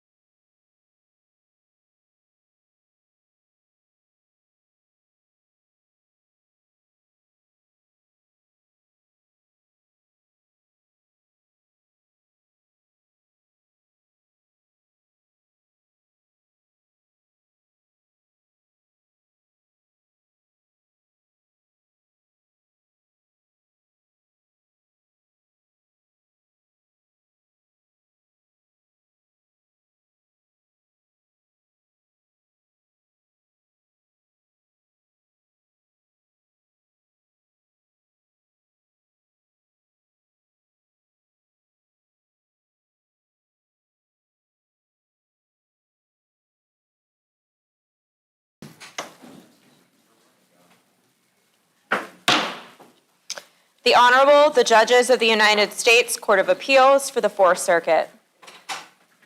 Be seated, please.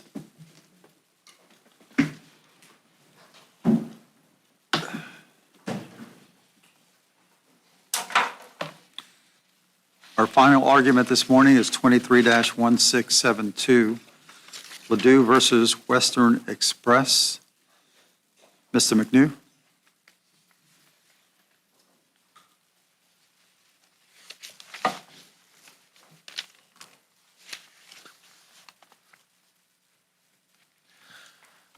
Good morning, Your Honors, and may it please the Court. I'm Kyle McNew. I represent Mr. Ledoux. I'd like to devote my oral argument time to the first and second issues presented.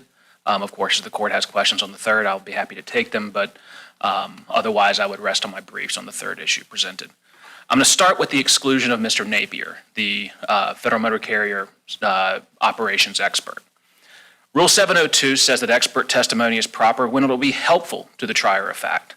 So the trial court abused its discretion when it ruled that, quote, the jury properly instructed did not need Mr. Napier. That's not the standard. The standard is whether it will be helpful. Federal courts around the country have repeatedly recognized that trucking expert testimony is helpful to the jury because of the significant differences between both the equipment and the training. And this court has explicitly recognized that expert testimony of this nature is sort of at the far end of the helpfulness curve, where the standard is defined by the specific. Here, that's a reasonable commercial driver, rather than the general reasonable person. That's from the Kopf case that the district court below relied upon. The court instructed the jury that Mr. Worthy had to adhere to a specialized standard, a specialized duty, which the Supreme Court of Virginia has recognized creates a expanded duty for commercial drivers, and also permitted a claim to go to the jury that's premised upon the specialized training and knowledge that Mr. Worthy had as a commercial driver. Did the judge's jury instructions compensate for the lack of that expert? I don't believe so, Your Honor, because all the judge instructed the jury on was the standard. And not all FMCSR regs are the same. So some FMCSR regs tell the driver exactly what they have to do. If your vehicle is disabled, you have to put out reflective triangles. I don't need an expert to interpret that standard to say that you have to put out reflective triangles. But here, the standard that the court instructed the jury on, 392.14, is much more context specific. It tells them that extreme caution shall be exercised when hazardous conditions, such as those caused by snow, ice, sleet, etc., adversely affect visibility or traction. So that's really open to interpretation as to what is a hazardous condition that triggers this extreme caution standard. You know, there was a big fight below about whether these conditions were hazardous, right? There was a dispute as to how long the rain had been going on leading up to the crash, how heavy it was.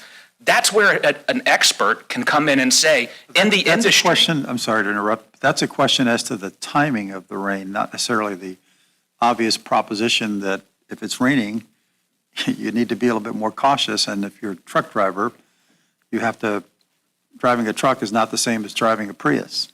So I think there's two pieces to my answer to that question. First, Your Honor, of course, there was a question of fact that's solely for the jury as to what was the nature of the rain and when. But under the plaintiff's evidence, it was these were the conditions. And an expert can come in and testify, okay, if those are the conditions, that's the beauty of an expert, is you get to ask them hypotheticals.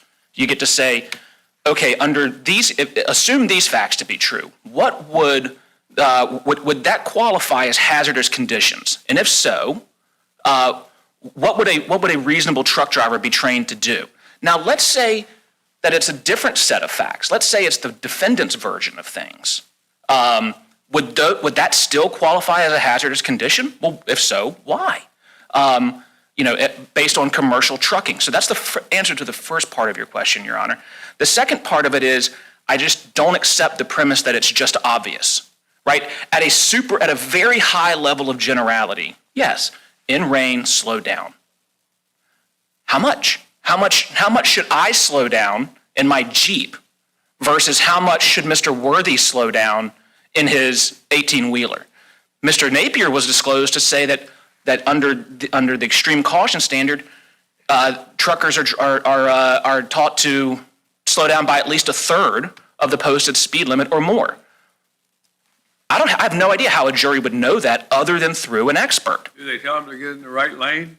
Tells them to get in the right lane if at all possible and stay there. I mean, is that part of it? Yeah, Mr. Napier's report explicitly says that. This decision is reviewed here for abuse of discretion. Yes, Your Honor. And so I wrestled with whether to That's lead. an uphill battle for you. It is. I wrestled with whether to lead with that one because of that very reason. But I think analytically it makes sense to lead with it first because of the impact it has on the negligent hiring issue that we'll talk about in a minute. But I also think that it was, put it this way, Kopp versus Skirm, the case that the district court relied upon below, that was an exclusion of an expert question. That's reviewed for abuse of discretion, and this court reversed for the exact same reasons that I'm arguing here. I think Kopp versus Skirm provides an excellent blueprint for this court because it recognizes the inherent unfairness in a situation like this when you have a specialized standard, a cohort-specific standard, a standard that only applies to a certain group of people that isn't the jury. There it was police, law enforcement officers. Here it's commercial drivers. And this court recognized the inherent unfairness that when you chop them off at the knees and take away their expert, they're left with just having to take the word of the defendant as to what the specialized training requires. And that's exactly what happened here. Without an expert to explain to the jury not just the what, but also the why. Not just the slow down, but the how much and why. And not just the get off your cruise control, but when and why. Without that, all you're left with is hoping that the adverse party gives you what you need to prove your case, to advance your theory of the case.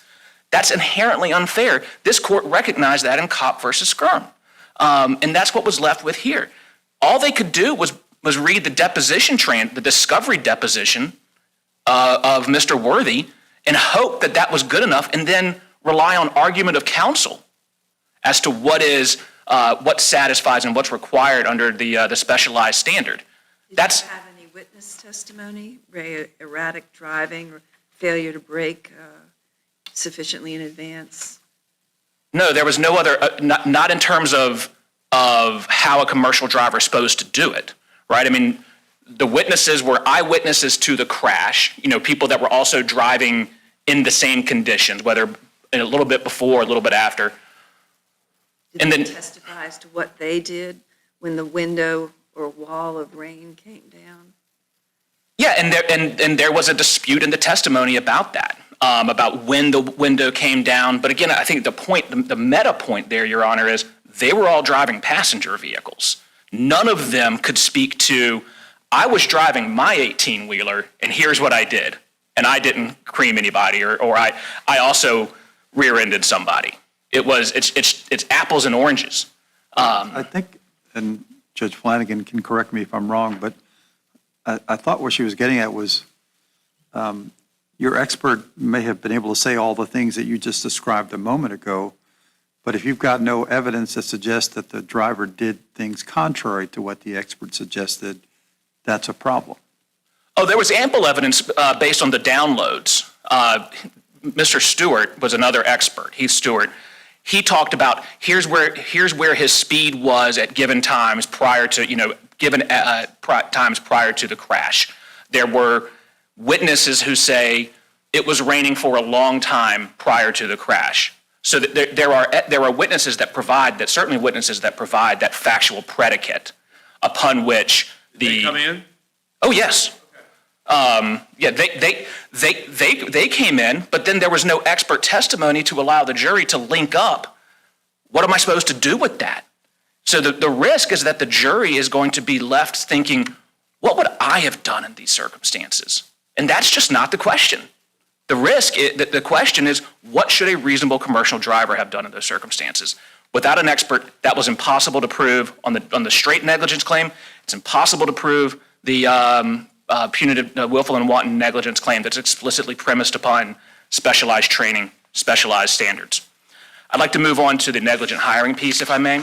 The Supreme Court of Virginia has explicitly disapproved of, and I'm quoting here, subjecting the tort of negligent hiring to factors that bear upon the separate concept of employer liability based on respondeat superior. That's a quote from the Victory Tabernacle case. And that's because negligent hiring is an independent tort that is distinct from vicarious liability because they differ in focus. That's from Church of God, that's from interim personnel, that's frankly from every Supreme Court of Virginia decision that has discussed it. It was therefore error for the district court to allow Western Express's stipulation that Mr. Worthy was acting in the scope of his employment, a factor that bears only upon respondeat superior, to negate the independent, distinct claim for negligent hiring. Nor does the retrospective finding that Mr. Worthy was not negligent. Of course, we dispute that finding because the jury, we didn't have an expert to explain to the jury why he was negligent or to allow the jury. The jury found he wasn't negligent. The jury found he wasn't negligent, and we dispute that premise. That undermined your claim completely. Because the employee's negligence is not an element of a negligent hiring claim in Virginia. The jury instruction would not require the jury to find that the employee was negligent. Is it a strict liability? No, there is a causal connection. It has to be. The jury instruct the basis of negligent hiring liability is the employer's hiring or retention of an unfit or incompetent employee, and what happened has to have been related to that unfitness or incompetence. So it's focusing on the quality, the characteristics of the employee. How is related to different from proximately caused or negligence? So I'll take proximately caused, I won't take negligence. There is a proximate causation requirement. They agreed with us below. They said it's a different, the issue is it's a different proximate causation. They agreed with us below on this. So an example, let's say you had an employee who had a ton of prior DUIs. Probably shouldn't have been hired. If you're a trucking company, probably shouldn't hire that guy. But let's say the crash occurs that had nothing to do with driving under the influence. The driver wasn't under the influence. The driver was speeding. The truck driver was speeding or something. There wouldn't be a negligent hiring claim there because the incompetence or unfitness of which the employer knew or should have known has no relation to what happened, has no causative relation to what actually happened. So the unfitness, the incompetence has to track to what happened.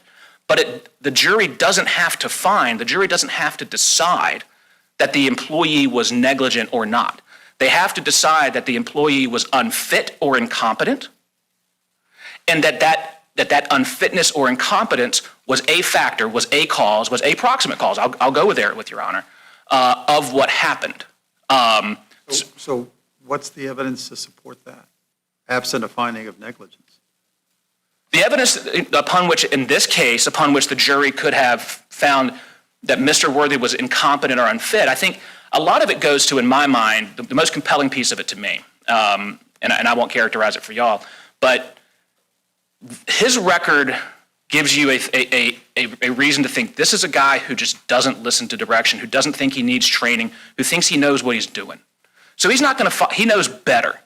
And so therefore, despite what the cruise control warning system says about when to use it and when not, he knows what he's doing.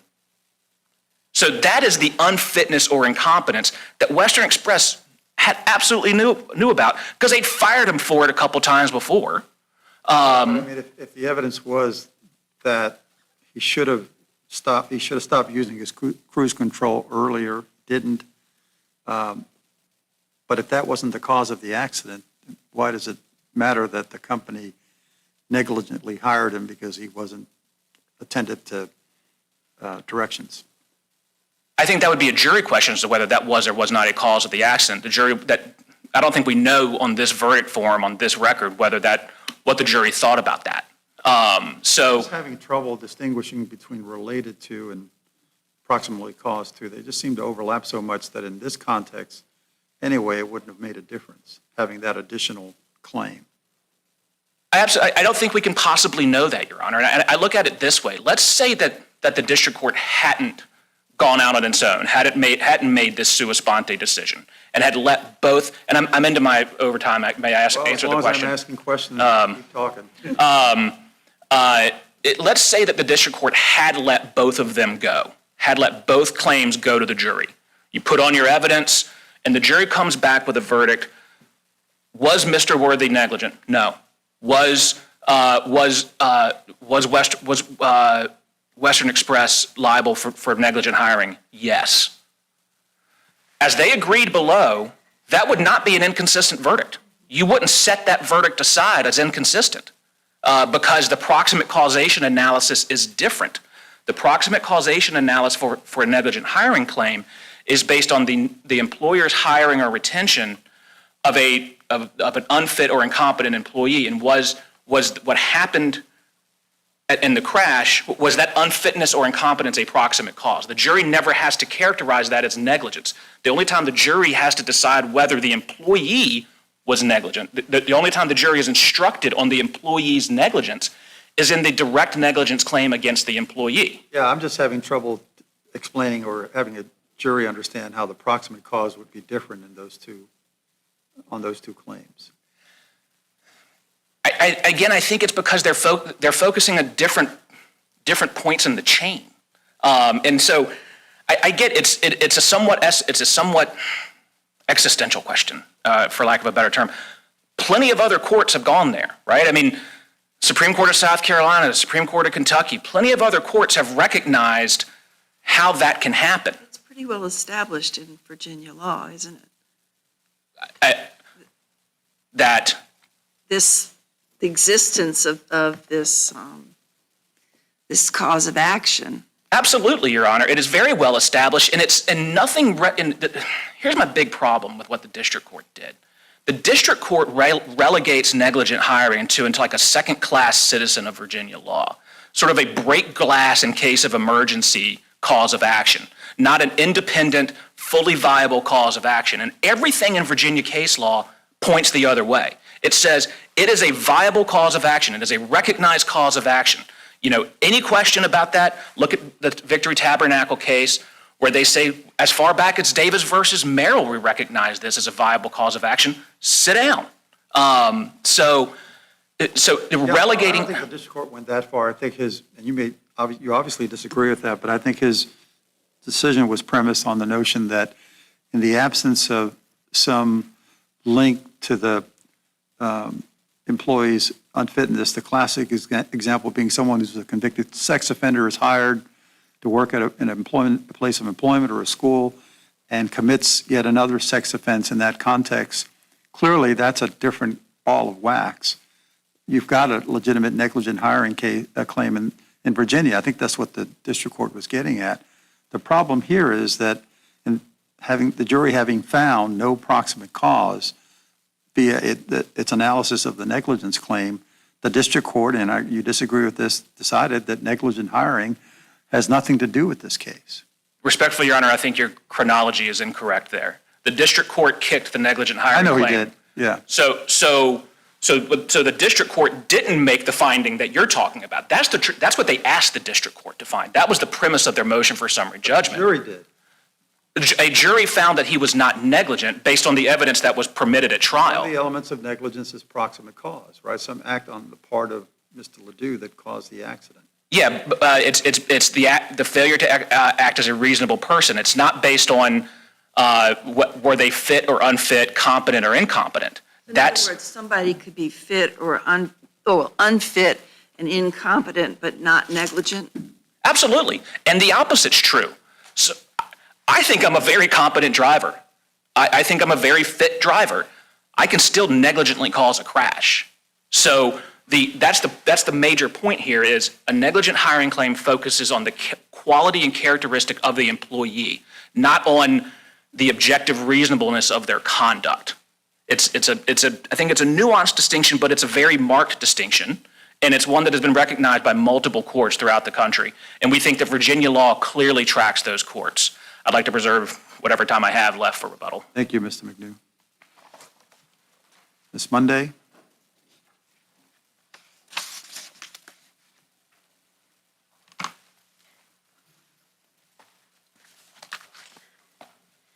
Good morning, may it please the court. I'm Monica Monday on behalf of Western Express and Irvin Worthy.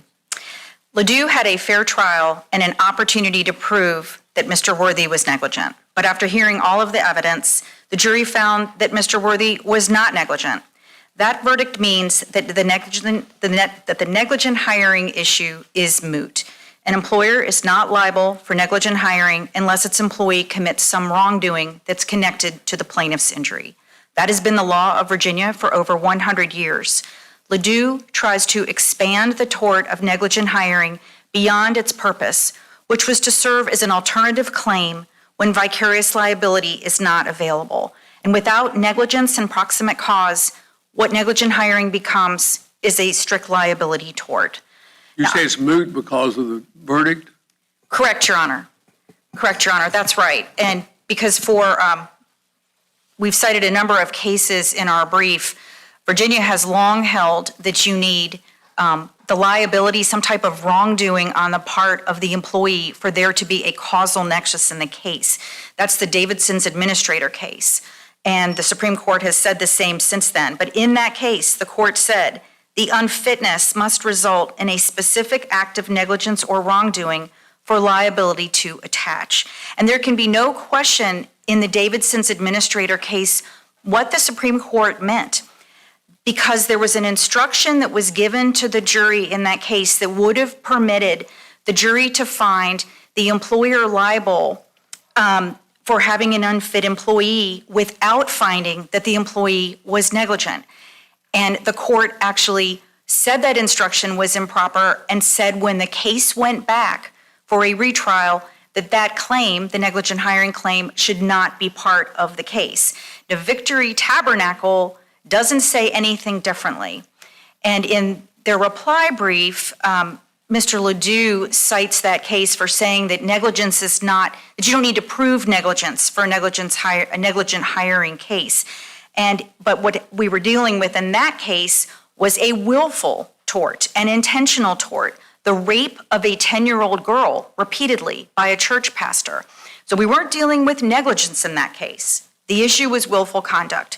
And so what the court said there was, it still said you need to have some type of wrongful conduct. But what the defendant was pressing in that case dealt with scope of the employment. That was the big issue in that case. Scope of his employment was disputed. And I think there was an observation earlier that that's typically where we see negligent hiring, where you're dealing with criminal conduct or intentional torts, where the real question is the employee in or outside of the scope of their employment? And here, it was admitted. And Mr. Ledoux has not identified any Virginia case where an employer was liable for negligent hiring when its employee didn't commit some type of wrongful act. And otherwise, if we're going to hold employers liable for whatever an unfit employee does, what we're going to have under that claim is negligent hiring. Is strict liability. And the Supreme Court of Virginia has never said that negligent hiring is like strict liability. Instead, like in Davidson's administrator, it said exactly the opposite.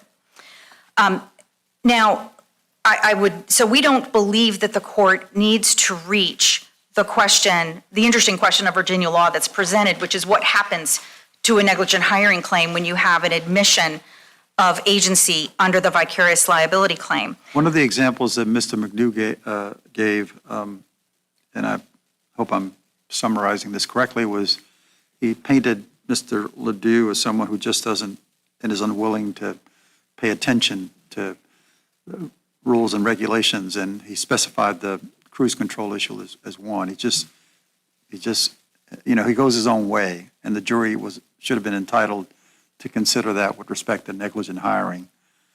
I mean, I'm having trouble tying that to what happened in this case, but maybe you can explain it to me. I don't think that, I think that Your Honor's concern is well taken, that, and I think this goes to the sufficiency of the negligent hiring claim itself.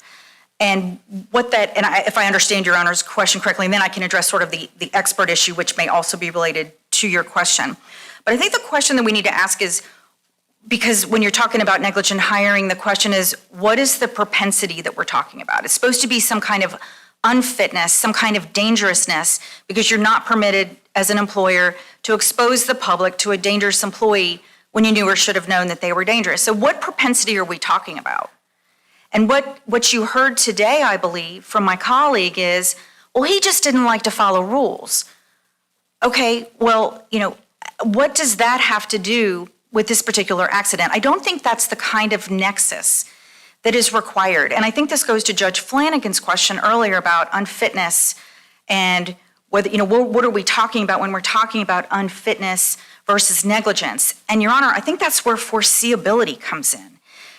No question, I think both sides agree. When you have negligent hiring, whatever it is that the plaintiff is complaining about has to be something that the employer should have been able to foresee based upon the characteristics or the past behavior of the employee. What is it here?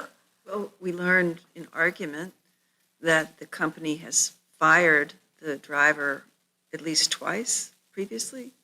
Well, and Your Honor, I must say there's a factual dispute about that, but let me go to what we're talking about here.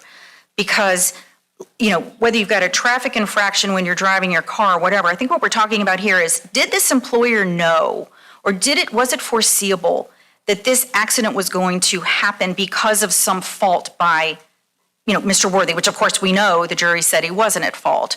But what we have is, the record shows is that he hadn't had an accident in his commercial vehicle for a number of years, nor do I think he had, that he was fit fault for.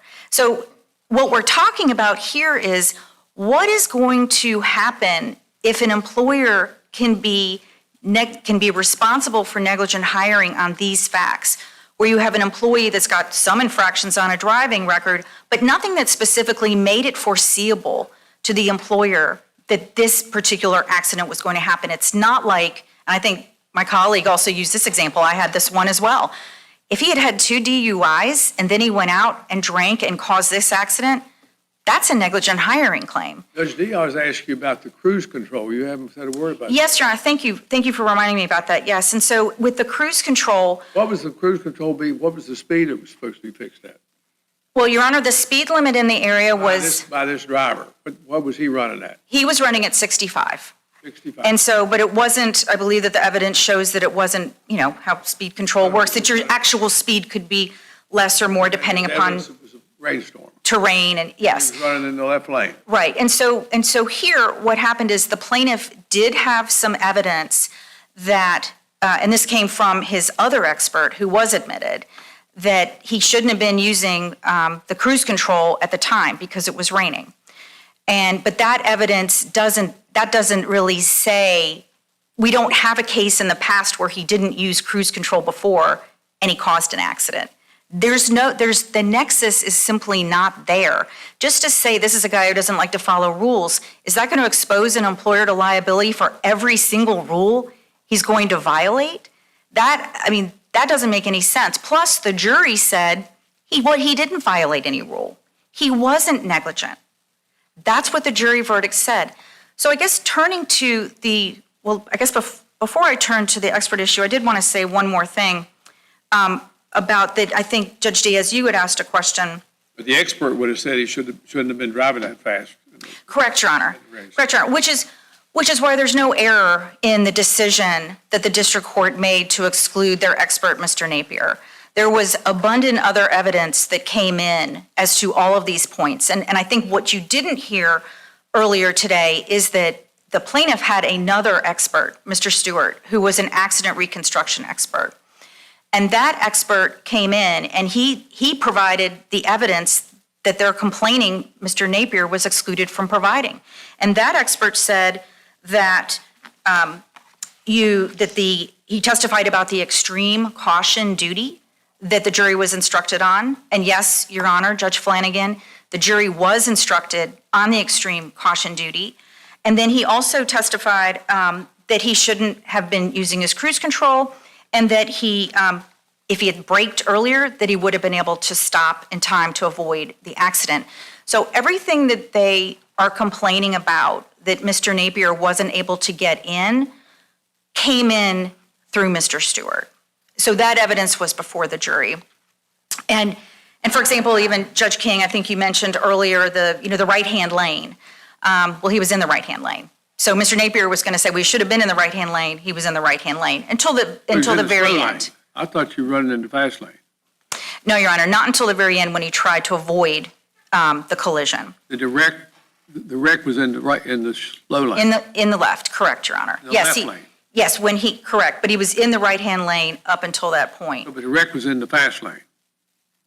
Yes, that's correct, Your Honor. He ran into the back of him. Correct. So Would it have been an abuse of discretion to admit the testimony of Mr. Napier? I think the judge had the discretion either way. It certainly would have been cumulative. I think it would have been cumulative to admit both the testimony from both experts, but the district court has such discretion on these particular issues, and there's certainly no abuse of discretion that's been identified here. And I also want to mention too, I think that the main argument Well, I guess their argument is that this particular expert had unique experience with respect to truckers as opposed to the other fellow who might just have been a generic accident reconstruction expert. Disagree, Your Honor. And with that, I believe that Mr. Napier had not driven a tractor trailer in about 20 years. So he was touted as an industry expert. I don't think there was anything unique he was going to offer. Plus, we've cited cases from the Supreme Court of Virginia and even from a district court that jurors understand the characteristics of tractor trailers. They know they're heavy, they know they're big, they know they're heavy to hard to maneuver. That's in the Sly versus Commonwealth case from the Supreme Court of Virginia.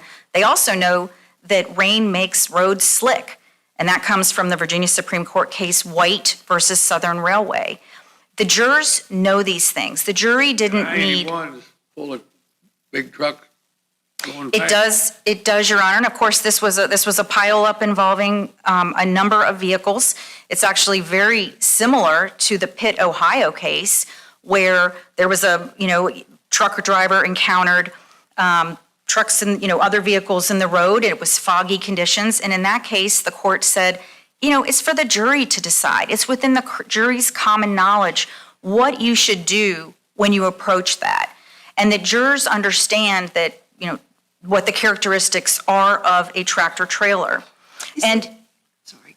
No, I'm sorry, Your Honor. Is it fair to say that you were pretty surprised when Judge Moon knocked the negligent hiring out for the reason that he did? I think that's fair, Your Honor. Yes, we thought that, quite frankly, that a very strong argument that we had was that what I've discussed earlier was that there really just wasn't sufficient evidence of any kind of unfitness that our client should have foreseen. But instead, he knocked it out on how he understood the law worked, and he wasn't right. I think that he was right, Your Honor, for just a few reasons. And again, I'm not sure it matters because. Because you're in this envious position of having received a verdict of no negligence, and you're building on that to go backwards and on the negligent hiring claim to say that it was the right thing not to send it. But the judge made an incorrect decision under the law. As I understand it, he dismissed the negligent hiring claim solely on the basis that the defendant conceded Worthy was acting within the scope of his employment. But we all know the Supreme Court of Virginia allows both claims to go forward. Well, Your Honor, let me address that specifically. Those cases where the Supreme Court has allowed both claims to go forward have only been when vicarious liability is not available. The Supreme Court, no side has been able to identify a single case where when vicarious liability was either not disputed or not at issue, or only the vicarious liability claim could go forward. They don't exist. And that goes really to the roots of how negligent hiring arose in Virginia. And it arose as an alternative claim when vicarious liability wasn't available. And there's a great discussion of this in the Victory Tabernacle case. And the Supreme Court of Virginia said, negligent hiring enables plaintiffs to recover in situations where respondeat superior's scope of employment limitation previously protected employers from liability. So it grew out of the fellow servant rule, which was the rule before the Workers' Compensation Commission Act came into effect and permitted an employee to sue based upon a tort committed by a co-employee. So if the law was so clear, then why was except for Judge Moon's sort of the light bulb going off in his head, why were, did you try this case? Or? No, Your Honor, I did Okay. not. So it appeared that both claims were going to go back to the jury, right? But for Judge Moon's intervention. Well, I think, Your Honor, he did not actually expressly rule on the substance of the argument that we had made in terms of whether there was sufficient evidence. I think his opinion reflects that he assuming that it would go forward, but he never made an express finding with regards to that. But also, too, I think we go back to, in addition to the fact that Virginia only really has recognized this as being an alternative claim when vicarious liability is not available, and here it is available, we also have the question of, I think, Judge Diaz, your question as to why does this even matter? I mean, what was the harm to Mr. Ledoux? And of course, there was, Judge Moon asked Mr. Ledoux's counsel that. And in truth, there is no harm. It was essentially a duplicative claim. The damages were the same. There was no separate damages calculation or injury. There was no different injury suffered depending upon the two claims. Well, it's not duplicative if somehow there's a different standard with respect to proximate cause and the like. Agreed, Your Honor. Agreed, Your Honor, but there's a total overlap on proximate cause. And the Supreme Court made that clear in the Davidson's case. The other point, too, is that for the negligent hiring claim, there was no punitive damages claim.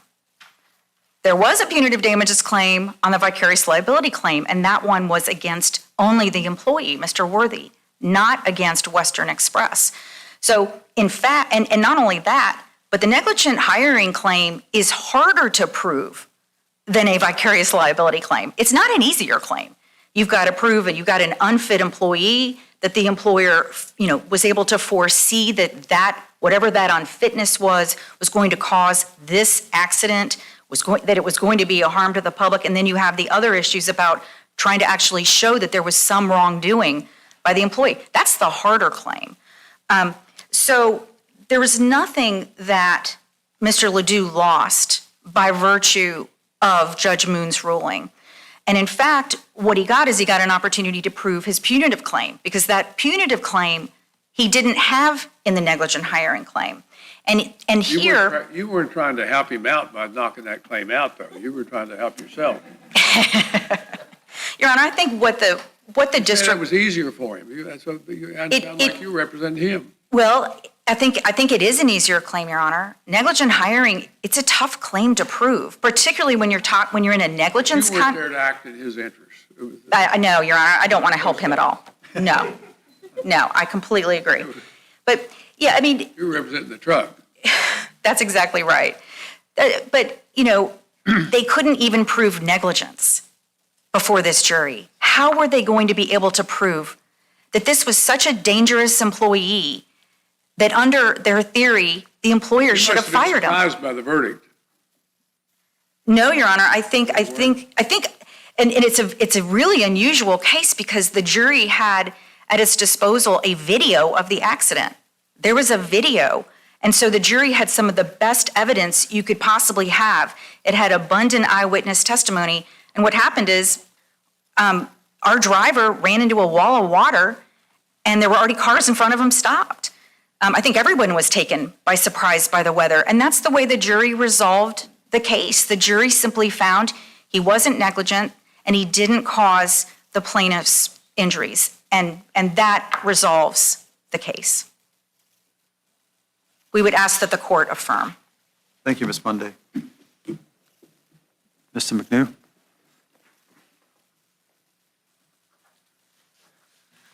A lot of stuff to try to hit. So first, they rely upon the Davison administrator case to say that, well, the Supreme Court has said it has to be, I think they quoted it as, there has to be, for proximate causation, the employee's negligence or wrongdoing must be shown. That's a misquote of Davison's administrator. It says negligence or incompetency.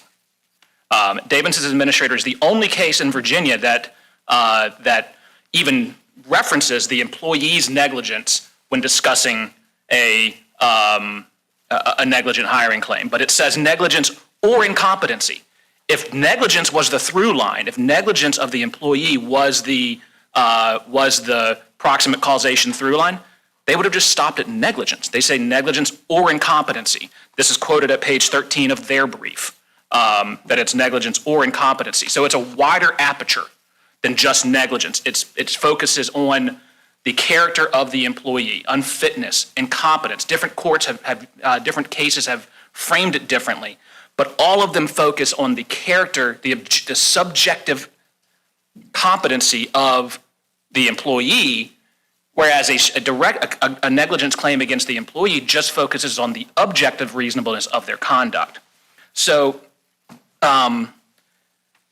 they make the point, and Judge King asked them if they were trying to help us out by trying to kick out the negligent hiring claim, and they said, because the straight negligence claim against Mr. Worthy is just so much easier. I respectfully suggest it's impossible if you don't have an expert to come in and explain why what he's doing is wrong under the appropriate standard. So all of this discussion is premised upon a valid and unattacked verdict on Mr. Worthy's negligence. The verdict was, they were significantly hamstrung. They referenced that there was a video. There was a video of 10 seconds before the crash. What Mr. Napier would tell the jury, what a motor carrier expert will tell the jury is that truck drivers are required to think more than 10 seconds ahead. So here's what the jury doesn't know, is what was going on in the preceding 10 seconds and in the preceding 10 seconds. He would have told the jury that a truck driver, this is in his report, he would have told the jury that a truck driver is trained to look a quarter of a mile ahead to identify potential hazards, because that's the whole point. In my little car, I can react to hazards. A truck driver has to react to potential hazards, because once it's a hazard, it's too late. And the jury instructions didn't. Never touched on any of that. That is.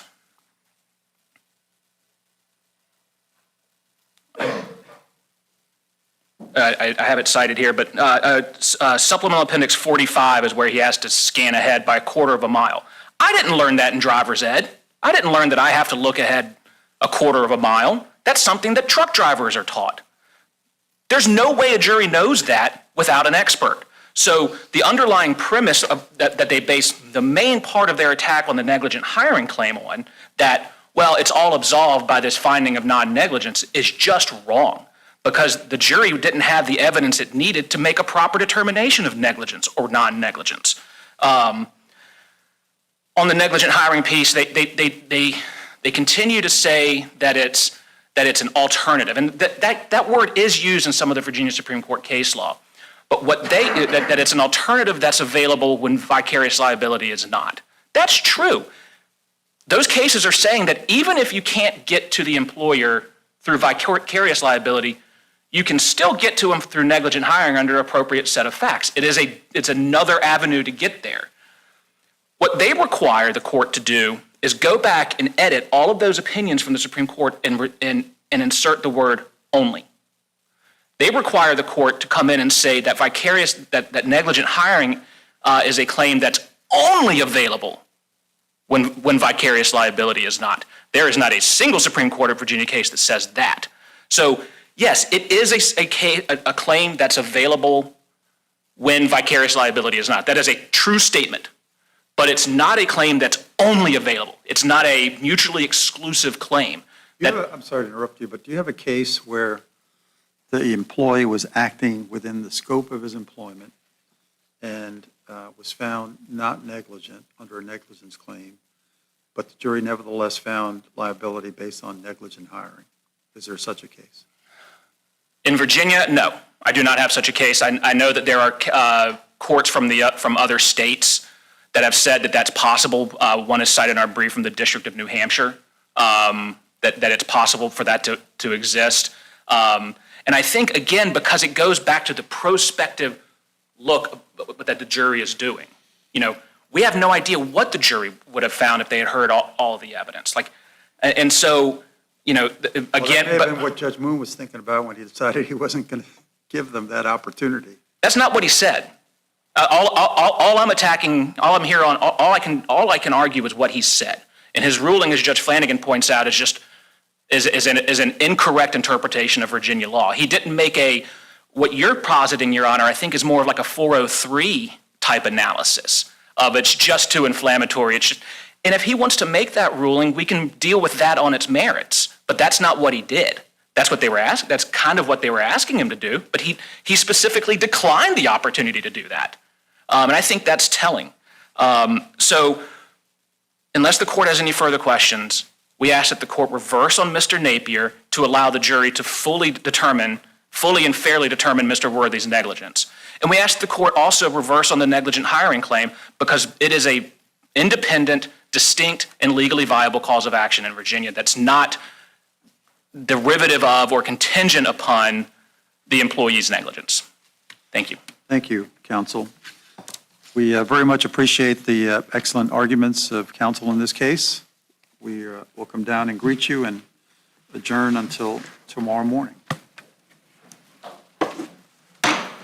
This honorable court stands adjourned until tomorrow morning. God save the United States and this honorable court.